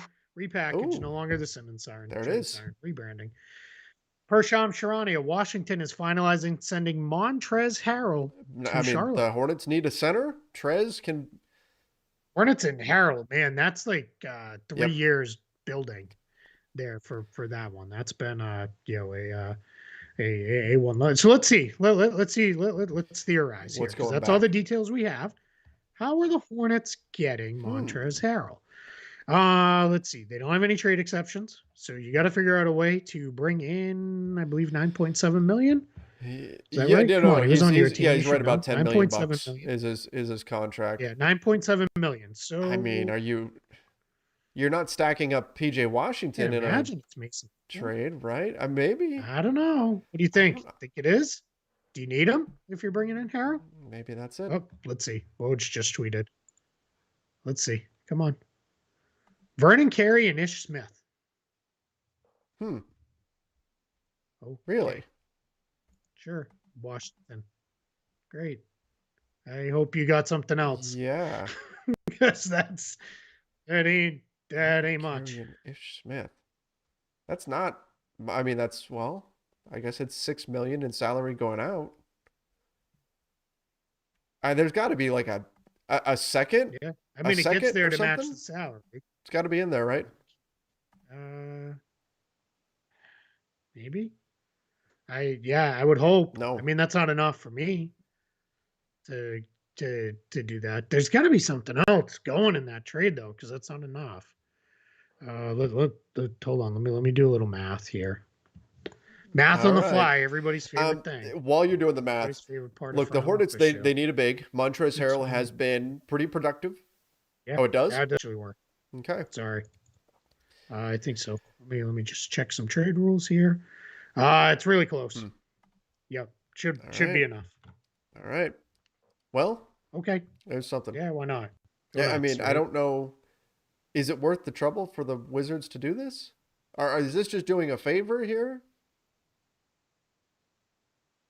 I don't know. Shams added, I'm not going to play the siren again because I was busy getting a drink. Wizards are trading Aaron Holiday to Phoenix. That's interesting. I wonder if that's something like Elfrid Payton coming back or something like that. But Wizards starting to tear down. They just made the push to get Aaron Holiday at last year's draft. Yes, and they ended up, remember, Holiday went to the Wizards as part of the Russ Dinwiddie, that big deal there. Yep. Okay, yeah. Well, that's interesting. Somebody else was supposed to acquire Ish Smith though, because going back to the Wizards, that doesn't help us on our record chasing here. Ish Smith's played for 12 different NBA teams. He's one away from setting the record. If you're that close, you got to get that done, right? That's got to happen. Oh. Chris Haynes says Montrezl Harrell for Ish Smith, Vernon Carey, and a second round pick. So they got a second. That's. I mean, I don't know. Yes, I would have wanted more, but I mean, it's better than Ish Smith and Vernon Carey. Yeah. They got something though. They got something. And if you're not going to re-sign Harrell, get something. Yep. Right? Yep. Get something. So, and you know what? Trez had been pretty vocal about not being happy, which he can do. So if you're Washington, okay. Well, and I've been talking about it on here for weeks. It's been, I mean, they've just been loaded up with bigs. You know, Harrell, Bryant, Gafford, Hachimura, Bertans. You just have too many bigs. Kuzma plays the 4 almost exclusively for that team, as he probably should. That's probably his best position to be at. So yeah, right. So yeah. We're almost 30 minutes out. Hornets, how much more dangerous are the Hornets now? Like, does Trez, we've been saying for a while, the Hornets, oh my gosh, they need a big. But Trez isn't your traditional rim protecting big. How much better are the Hornets now than they were before this trade? They're better because he's better than anything they had backing up. Plumlee, Washington, I like PJ Washington, but he's not a 5. and he does not play well when they play him at the 5. So I like that part of this for them. I mean, maybe they flip Washington in a separate deal somewhere now and get something else, but I don't think it changes. Like, I don't think now it's like, man, the Hornets upside drastically changed or anything like that. I don't think we're there. I don't think that's going to be a thing we see. Yeah, I don't think so either. If they had, let's say they had landed Jakob Poeltl somehow, that I think would have moved the needle more than Trez here, and not just because you could say Jakob Poeltl is a more productive player, but in terms of skill set, that's more what the Hornets needed in terms of a guy that could do something, because the Hornets get shredded on the defensive end. You need somebody that can help clean up that stuff by blocking stuff at the rim for you. Trez is not going to do that. If they had gotten more of a traditional rim protector, maybe a Miles Turner, somebody like that, I could see bumping up the Hornets' playoff prospects here. I don't think this moves the needle. They're better, but they're not significantly better. Yeah, I think I'm with you. Yeah, I don't think this changes anything major as far as the East landscape, but it helps. And they get his early bird rights. That should be enough to re-sign him to his next contract, that's not nothing for them. So I don't hate that idea for them. Yeah. I had this little note here so that I get a text. The Celtics take Derek White into the Evan Fournier TPE, TPE of $11.2 million for Josh Richardson as the outgoing salary.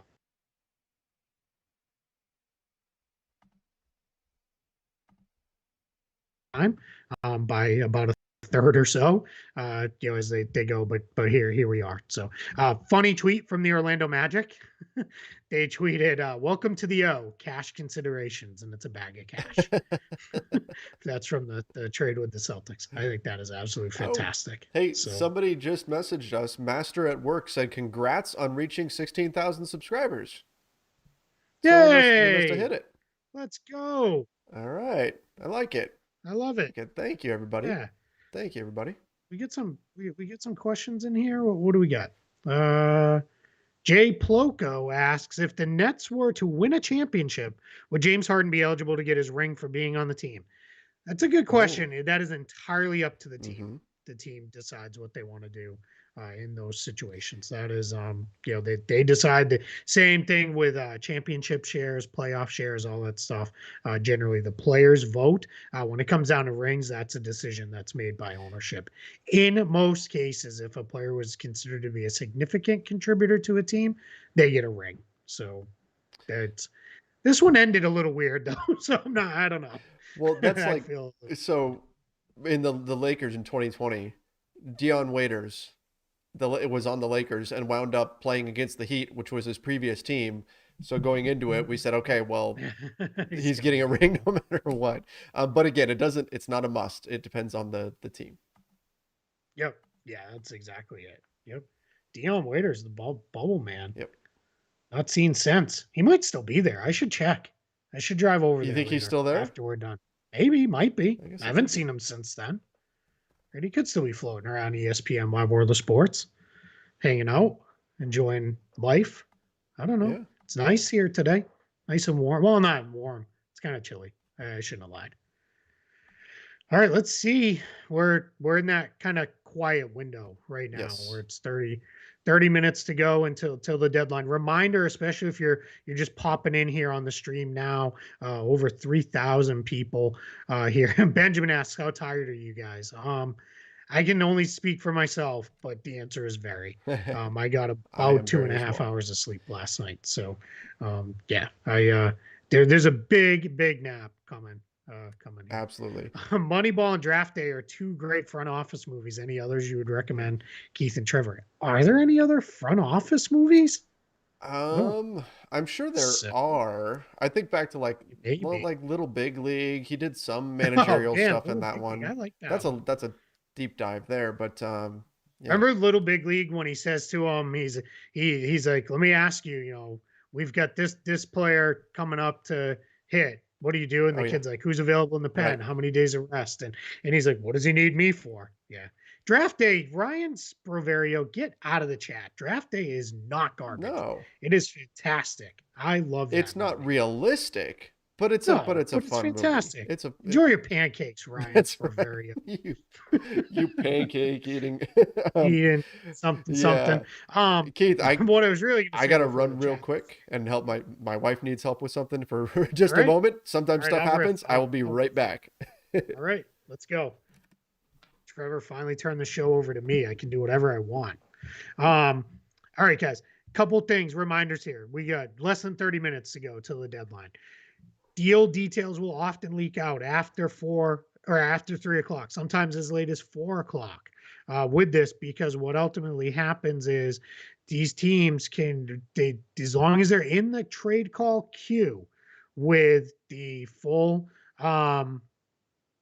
details of the trade agreed to, they're good. They do not have to do anything as far as having it actually processed by 3 p.m. They just have to be in the queue. So sometimes at, 3:30, 4 o'clock, we'll get, news of a trade. One of the newsbreakers will tweet it out and people will say, it's after 3 p.m. How did this happen? And that's where it is. So yeah, we'll see with that. There. So yeah, Keith, like now I can bash the Lakers without Trevor here. So yeah. So let's see. Wicked Texan, I followed for his basketball stuff, stayed for his MCU takes. Yeah, man, that's MCU is like my favorite thing in the world. I love the MCU outside of basketball. And my family with that. Trevor traded for cash considerations. I don't know about that, man. I would be in trouble without Trevor. This show would be a mess. Nobody would watch. He'll be back here in just a second. So, guys, hit questions so that I'm not just sitting here talking at you. Well, what do we want to do? Can mid-season trades be investigated for tampering? Yeah, Nicholas Lehman, they can be. Definitely can be done. Can you trade the salary of a player no longer on the roster, i.e., Kemba Walker with OKC? No, you cannot trade dead money. That's just sits there as dead money. Otherwise, I can tell you for sure the Lakers would have traded Luol Deng's $5 million there. Do we see any players traded today play with their new team? I assume Rick V, you're asking today. No. In most cases, these guys are not going to be in the cities that they're in. It'll probably be a couple days before you'll see these guys. Generally, it's a day, 2 days, 3 days, depends where it goes before we'll see any of these guys suit up for their new teams here. Trouble with the Curve, yeah, that's a good movie. I enjoyed that one. That's an okay movie. Who's like Udo and Jeremy Grant? We said there's potentially a chance that Chicago should get in on that. Let's see. If not, we'll see where it goes. The Pistons have been very, very comfortable to sit and stay with this and go. Is the Harden trade real? Yes, the Harden trade is real. Andrew Cuneo asked, what do I make of the Smart White backcourt? Let's see if that ends up being the backcourt with that. Trevor, people thought you were getting chewed out of it. Maybe your wife killed you. No. He's back. I was They not. also said this is my chance to make fun of the Lakers, but I didn't. Thank you. And you can watch it back if you want to make sure it told me honest there. The Smart White backcourt, Travis, I think it was Travis or Andrew. I apologize. Let's see if we even see that as a backcourt. I don't know that that's even what we'll see in the end. Oh, we got something. Well, what do we got? We got something coming in. Let's see. Oh, yeah, this is getting a siren, baby. Come on, siren. Play. There we are. The Washington Wizards are trading Spencer Dinwiddie to the Dallas Mavericks. Oh my. Sharani. Oh my. So no Goran Dragic then, I would imagine. Oh, it's for Kristaps Porzingis. What? For Mark Stein. What? Whoa, that's getting more siren. Gosh. Sirens for days. Sirens for everybody. Go. Sirens for Kristaps Porzingis? Yes. To the Wizards? Kristaps Porzingis to the Wizards. It's got to be in the Dinwiddie trade. Oh my gosh. What? Why? Sorry, I'm putting about a big whoa and a million exclamation points there. Holy crap. That is huge. Let's see what these full details are. I need to know a lot more here. Dinwiddie plus, because that's not enough salary to match on Porzingis. Okay, Shams has got something coming in here. Dallas he's added. Okay, Porzingis coming in. Let's let me get into my cap sheets here. Oh, Trevor, the trade deadline. Gotta love it. Gotta love it. I'm gonna tell you, I'm gonna give all the front office fans here a little peek. Trevor and I were saying, what if we do this live show and nothing happens? We're like, what are we going to do? We're going to sit here and talk about all the stuff that didn't happen. All right. Dinwiddie, 17.1 million. Porzingis, 31 million, I think. 31.6. KCP, maybe? Could be. That gets you about even. KCP and Dinwiddie for Porzingis. Yeah, let's see. Is this the details? Davis Bertans. Oh. Or Tim McMahon. Wow. That one kind of broke my brain. Wow. That's Holy but cow. Davis Bertans, I don't know what to make of that. Yeah, man, this is crazy. So Porzingis to the Wizards for Bertans and Dinwiddie. What side do you want to talk first? Because I'm picking team. Let's talk Wizards are first, because the Mavs is the one that I'm gonna have to think more about whether or not I like this for them. All right, so if you're the Wizards, you bring on Porzingis and let's see here, make sure I'm going to say this right.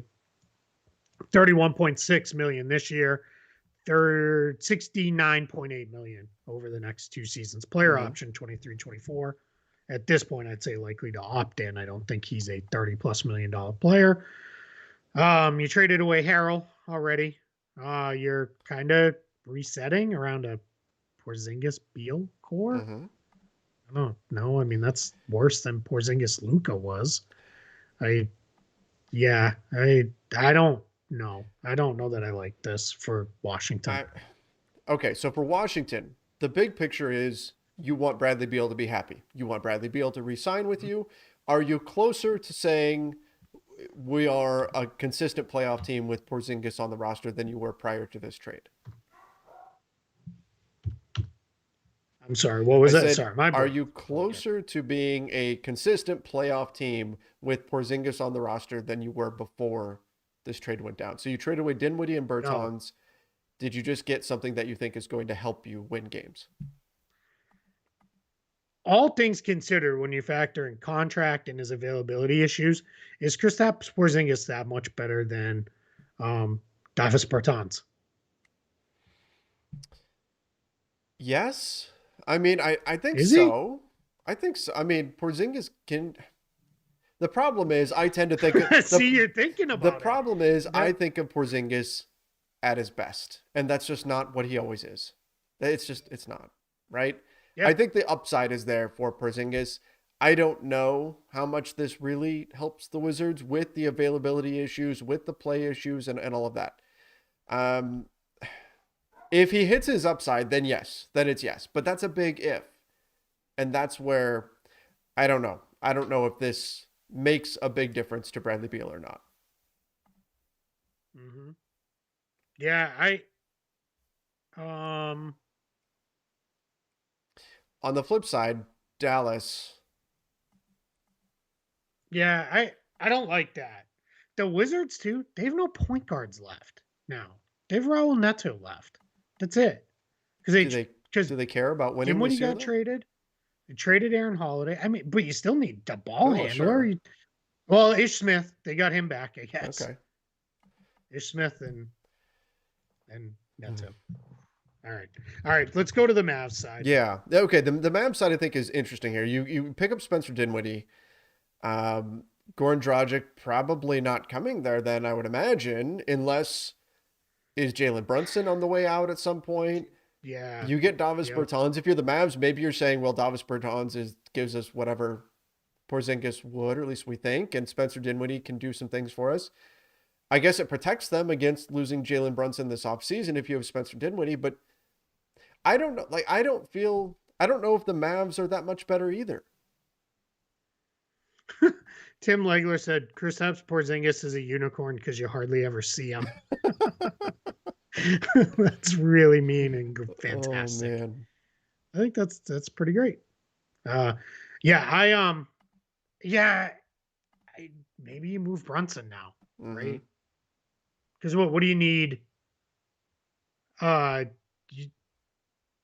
don't necessarily need him. I mean, unless Dinwiddie's, I don't know.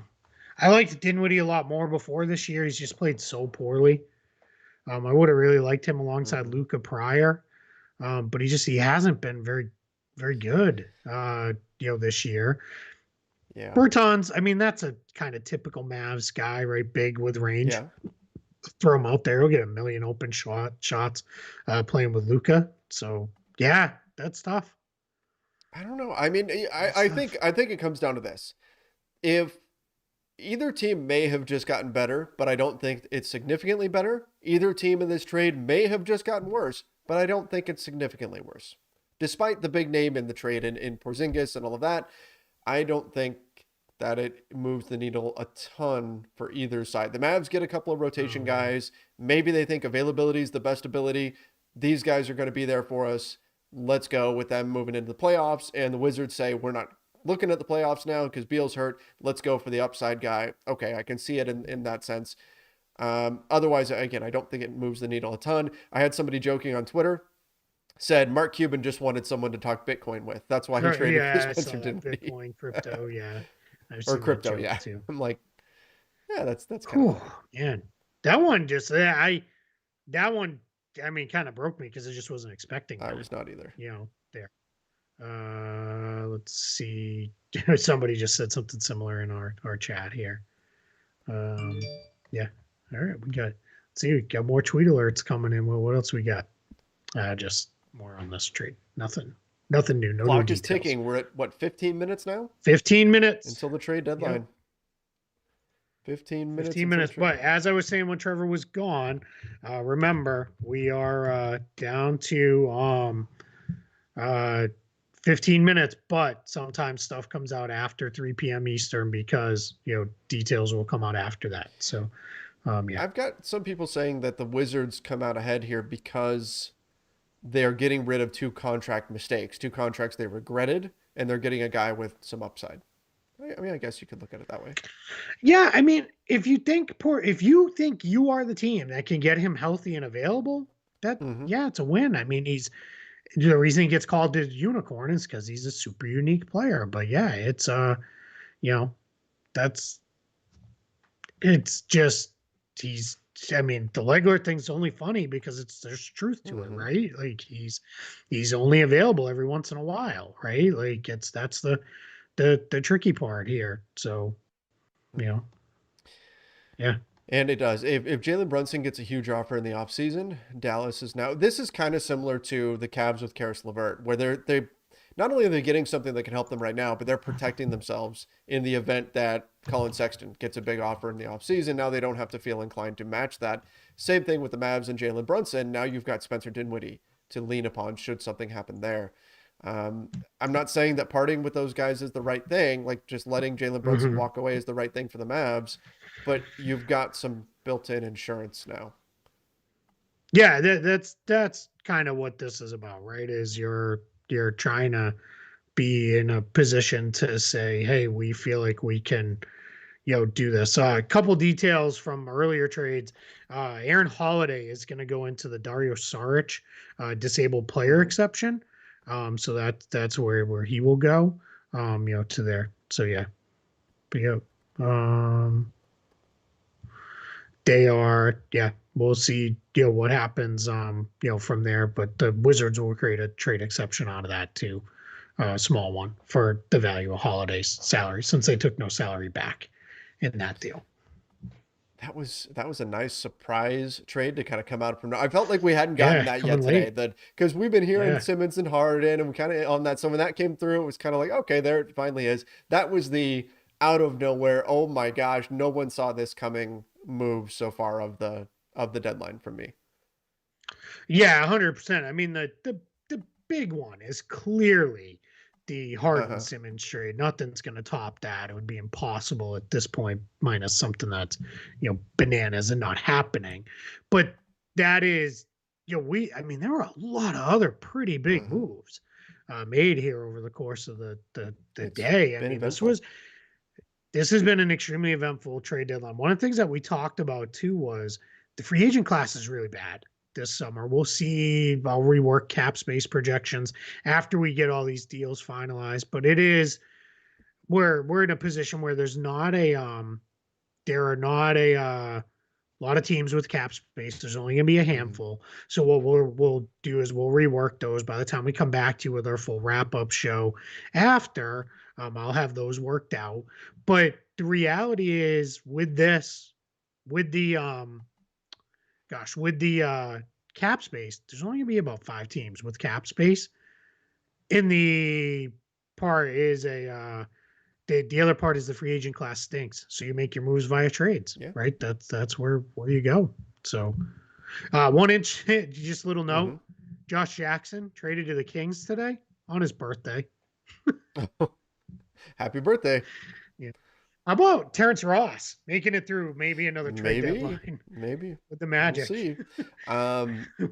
Terrence Ross is going to be the last man standing in Orlando. After the Greenland movie comes true and everything is going underwater and Central Florida sinks back into the ocean or swamp, it'll be just Terrence Ross alone standing on the top of the Amway Center. On the island, sitting at the top. Yep. That's it. Question came in: can the Lakers still get Reddish or Gary Trent Jr.? In theory, sure, but I mean, it doesn't feel like that's what's going on here. Yeah, they're not getting Gary Trent Jr. They don't have the capital to get Gary Trent Jr. I mean, that's the same story we've been. I feel like I'm singing a song on repeat here, but that 2027 first round pick was not going to be enough. I promise I'm not being unnecessarily mean. Talon Horton-Tucker does not have that kind of value. Teams don't see it with him.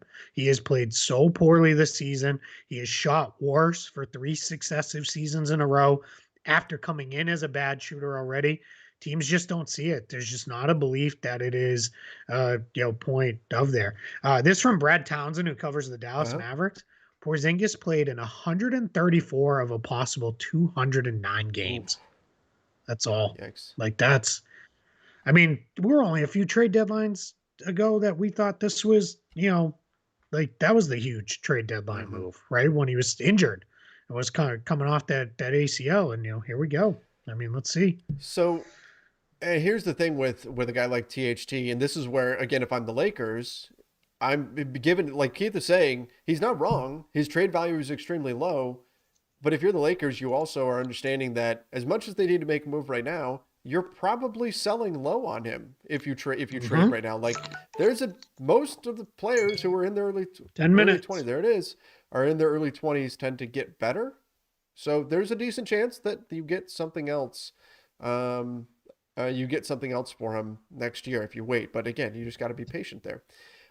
Jake Fisher, Jalen Smith, unlikely to remain in Indiana. Pacers are receiving significant interest in him. Yeah, I mean, I guess. Sure. I don't know. I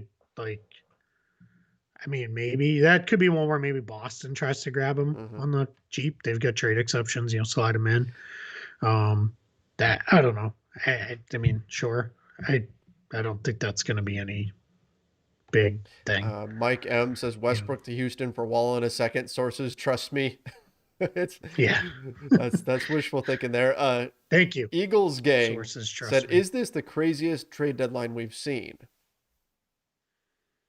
It's up there. I don't know that it matches the Lord. Lord Woj tweet one. That one was absolutely bananas. But I mean, it's up there because the thing is, Jake Fisher adds the Denver Nuggets are one of the teams in the mix for Jalen Smith.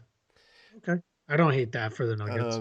Josh Blackborough said, Keith, how are the Celtics able to trade their 2022 first for White, given the step-in rule? Didn't they trade their 2021 first in the Kemba trade? Great question. I love it.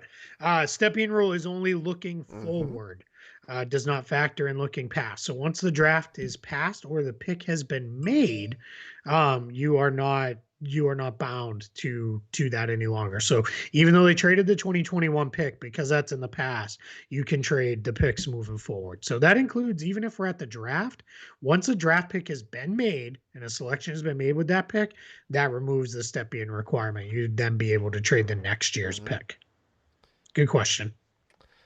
All right. Let's see what else we've got going on here. We're just kind of waiting right now. We got 8 minutes left. Sometimes stuff does come out after because it takes a little while for news to filter through. I'm just about to tweet about that here.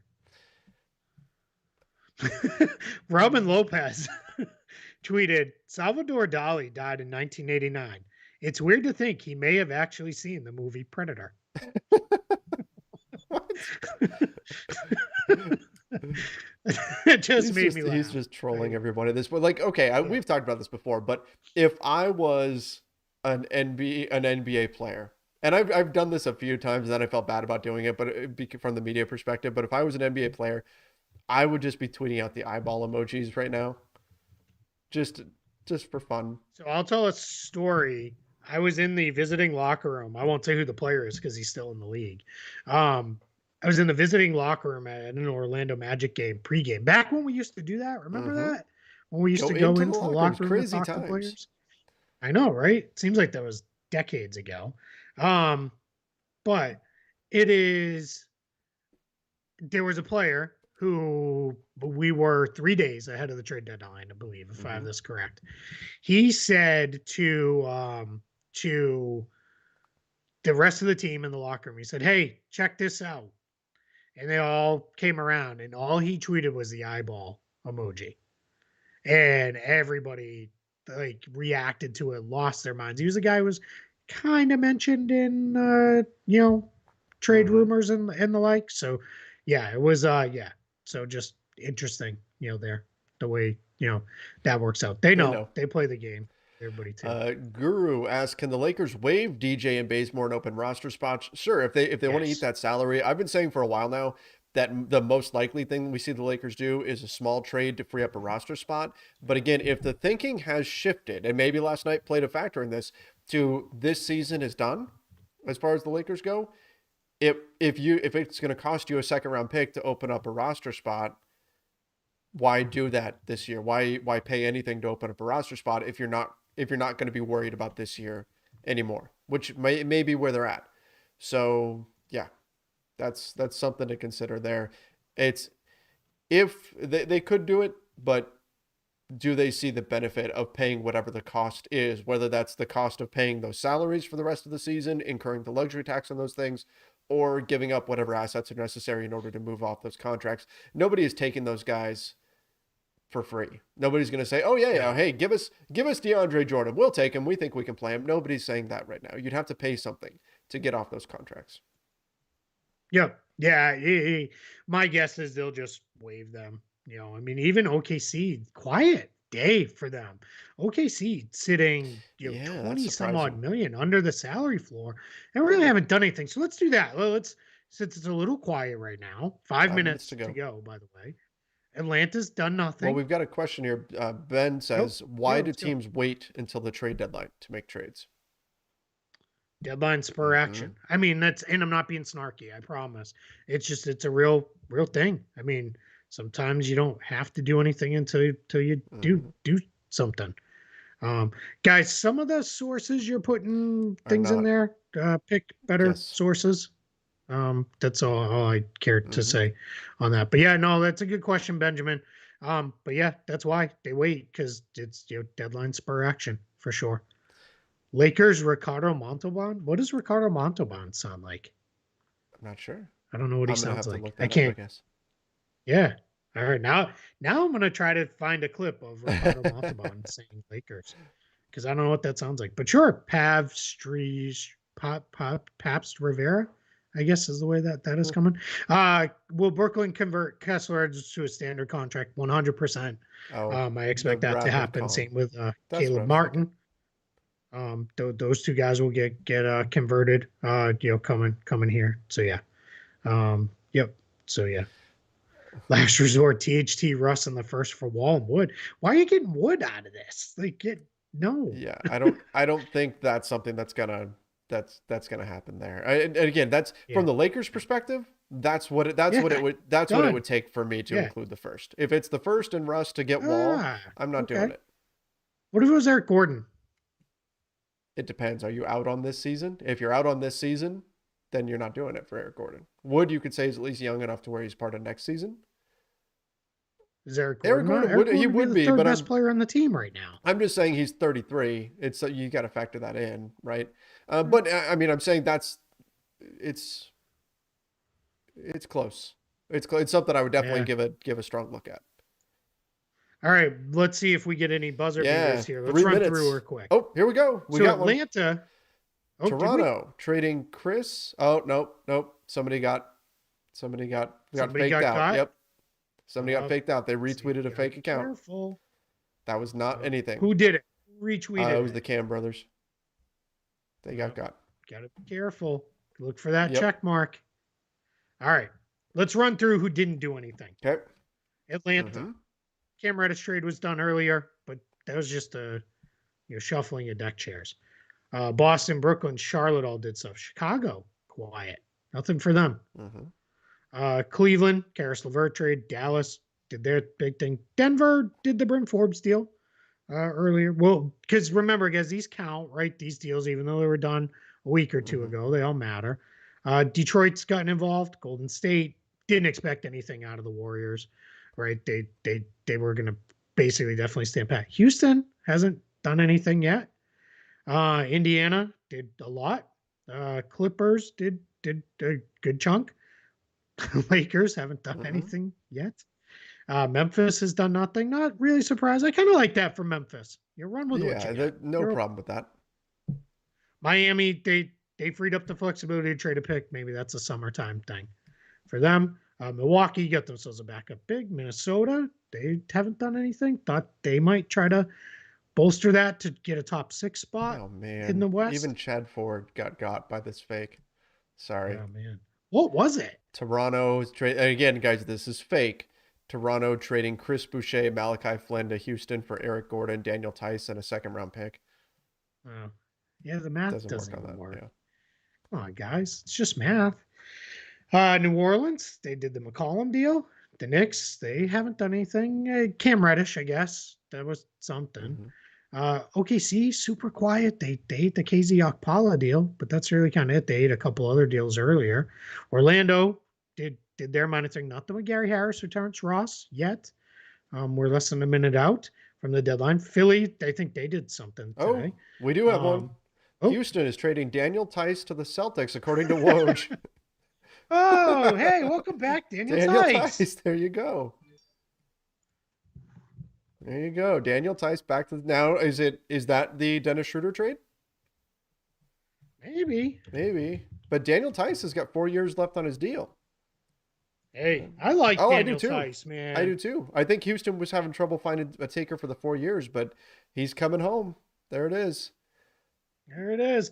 As I tweeted, cue up the Skylar Gray. Guru said, can the Lakers trade for Gallinari? I don't think that's happening at the moment. Oh, Kelly Iko beat Woj on that one. Wow. Yeah. Good for Kelly. Dennis Schroeder, according to Shams, Dennis Schroeder to the Houston Rockets in a package for Daniel Tice. All right. Well, there it is. There you go. I mean, they weren't going to finish this trade deadline with 1 million point guards. So, all right, let's do this. We'll go back. Well, let's finish this because we're really close. Houston's now done something. We take them off the list of teams that didn't do anything. Phoenix, a couple small moves, but I like them both. Aaron Holiday and Torrey Craig. Portland, they did their big stuff. Sacramento, San Antonio, surprisingly made 4 trades.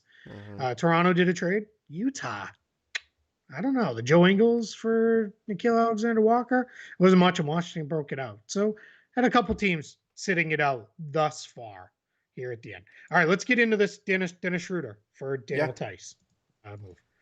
All right. Boston needed another big that could play the 5 just in case things went kind of sideways on them. So now they've got Tice coming in to take on that role, which is big. So they essentially took Bol, PJ Dozier, Josh Richardson, and Dennis Schroeder and turned it into Daniel Tice and Derek White. I don't hate it. I like it. I think that's perfectly fine. Yeah, right. I think it's you go. I gotta tweet real quick. Hang I think it's just fine for the Celtics. I do think you're absorbing some long-term salary, but you're getting a guy that you're familiar with.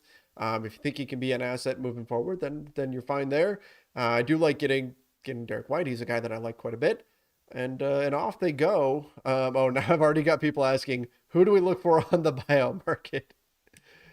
Oh, I know. We immediately shift our focus, but I'm not going to get to that. I do wonder, do the Rockets buy out Dennis Schroeder now? Or is he a guy they want to actually have play this year? We'll see what happens there. If he suddenly becomes a name on the buyout market and then eventually winds up somewhere else, that could certainly happen. Yeah, my guess is that they will. That was I just got a text while we were doing this. Let me look because I think that's what it Okay. said. Yeah, the Rockets are expected to entertain buyout conversation with Schroeder. So let's Okay. see. Interesting. Interesting. Yeah, let's see. What happens there with that the rare German for German trade, Schroeder for Oh yeah. Tice. I don't think we have that Mm-hmm. happen all that often. You know what is funny though? Did you see somebody tweeted a thing that said it's the Nets new big three? And then it says big 2.5, and it's Kevin Durant, Ben Simmons, and a half a picture of Kyrie Irving. That's funny. Jeremy Grant staying with the Detroit Yeah. Pistons. Oh, Ennis Freedom and Bruno Fernando also shipped Oh, out. okay. Celtics with roster spots coming out of their ears now. Yeah, they can make some moves. All right, so Jeremy Grant didn't go anywhere. Not shocked, right? The Pistons can do that this summer if they want to. Somebody in our chat saying that the Knicks and Lakers got close on some things, but that the Lakers were refused to involve any kind of draft pick, and so that's why that didn't happen. And yeah, And there was nothing there that would have made sense to me to put the pick in. that confirms to me that they're looking at the summer for what they're going to do.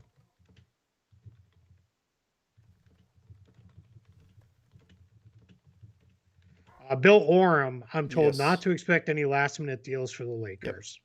This is their team. So it is what it is, guys.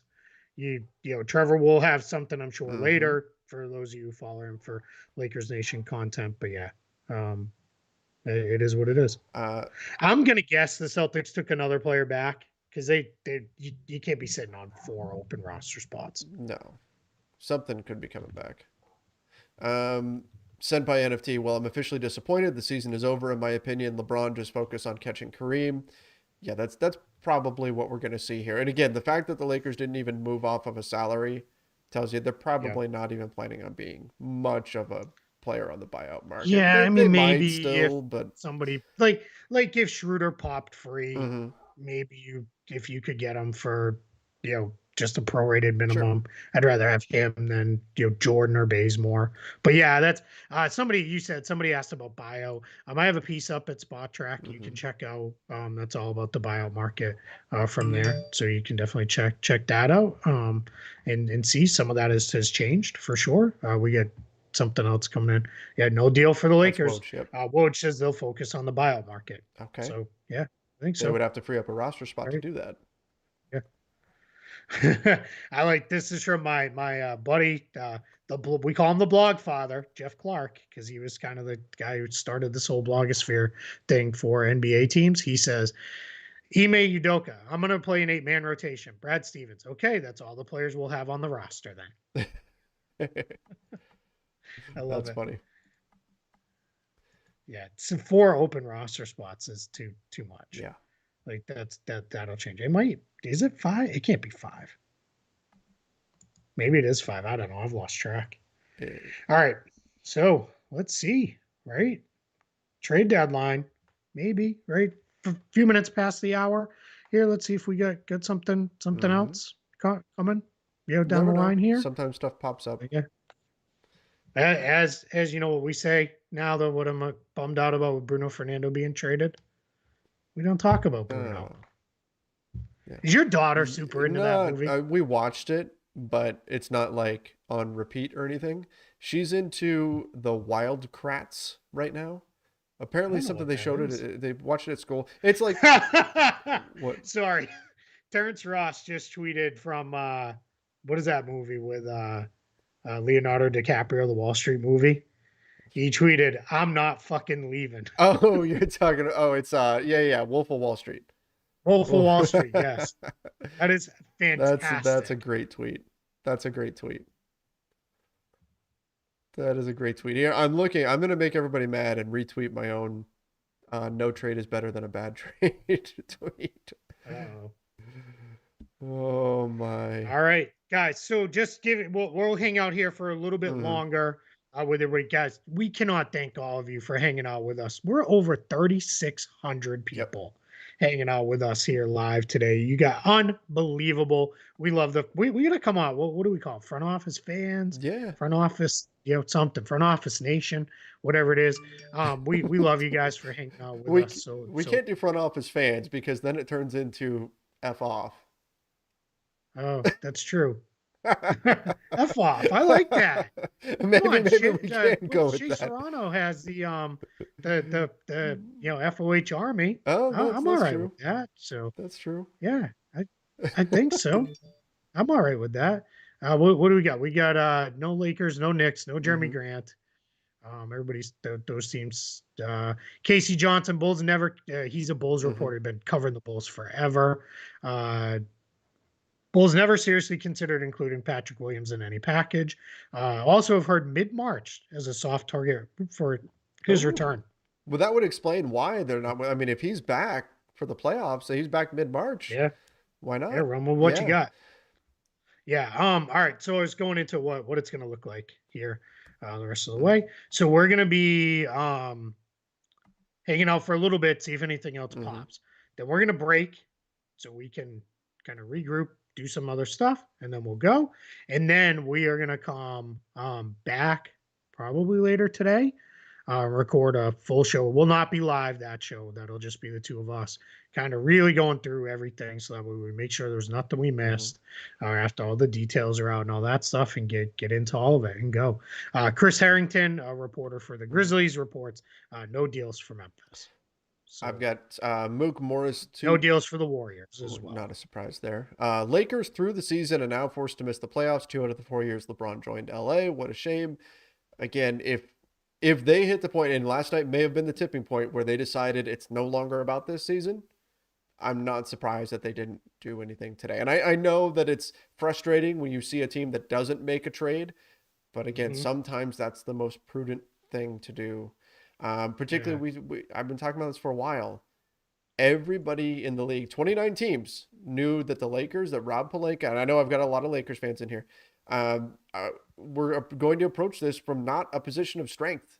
And so the vultures are circling. They're going to try to fleece the Lakers in a trade. They're going to try to get them to do something stupid. They're not going to do something to help you out of the goodness of your heart. The Lakers would do the same thing for another team in a situation. That's the NBA trade market. So if you're the Lakers, you might find yourself in a spot where there's nothing that really makes sense to do because everybody wants the 2027 first for players that don't really make that much of a difference for you. And if that's the case, you're better off not doing anything.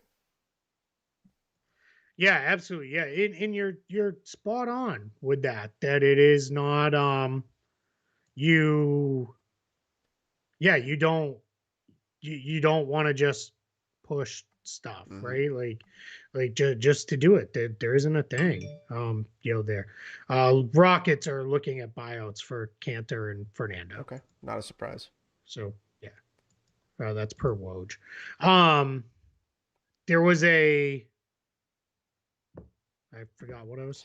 I mean, look, trade deadline desperation to make a move. That's how you get Zubats for Muscala and stuff like. That's how you get moves like that happening. Yep. Yeah. I mean, you don't have to make moves, right? You can ride things out, right? And that's kind of where this can be at. All-Star draft tonight should be fun. That's going to be a good one. Does Kevin Durant take James Harden? So if you are LeBron, does somebody ask LeBron if full out? Are they going to be like, "Are you mad?" If you're LeBron, can you just wait?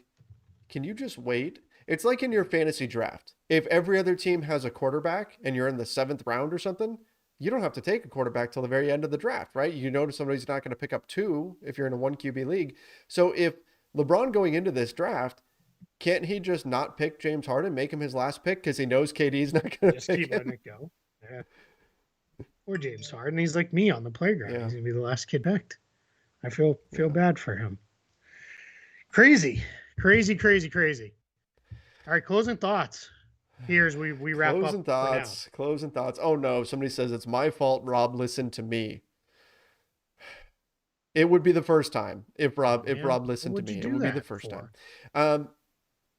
Celtics have 5 Good open Lord. roster spots too, Mike. Well, you're gonna have fun covering the buyout market. Yeah, apparently, right? Hey, yeah, there's got to be guys coming back in that trade. It's just I don't know who they. Closing thoughts. I think this was a pretty eventful trade deadline. I think it was pretty exciting. I think what put it over the top for me was the Porzingis trade, because that was the one real like, whoa, where did this come from type deal, which those are always a lot of fun. But otherwise, we saw a lot of teams be active. We saw a lot of teams go and do stuff. We've got the big Ben Simmons trade, James Harden trade. In theory, this should mean Ben Simmons is now back in the NBA. We haven't seen him play this season. Rockets are waving Ennis freedom. We knew that was going to happen. So no, I think this was a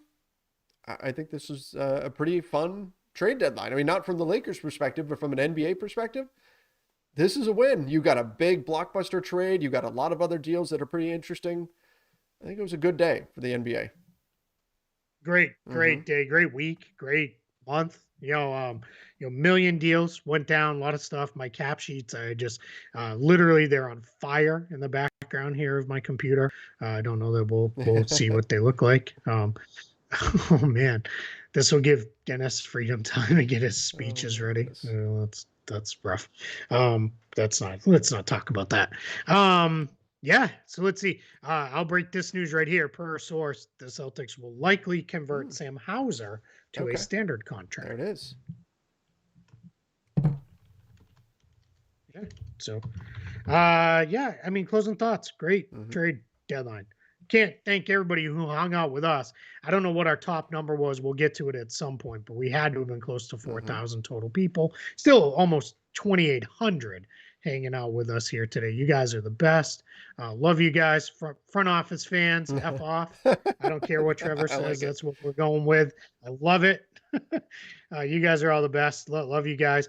We will be back with a full wrap-up show, not live, but a full wrap-up show with that. Look for Trevor with Lakers Nation coverage. Look for me over at Spot Track, me at Celtics blog for Celtics stuff. I'll have a lot to write and a lot to write about the future cap over there and all those kind of things. So thank you guys so much for spending a good chunk of the day with us. Front office, frontmen. All right, maybe we'll workshop it. Throw your thoughts in the comments on the video, not the chat comments, but the comments on the video. We'll figure it out. Let's see. Oh, Bobby Marks just said Lakers didn't have in between contracts. Cleveland did.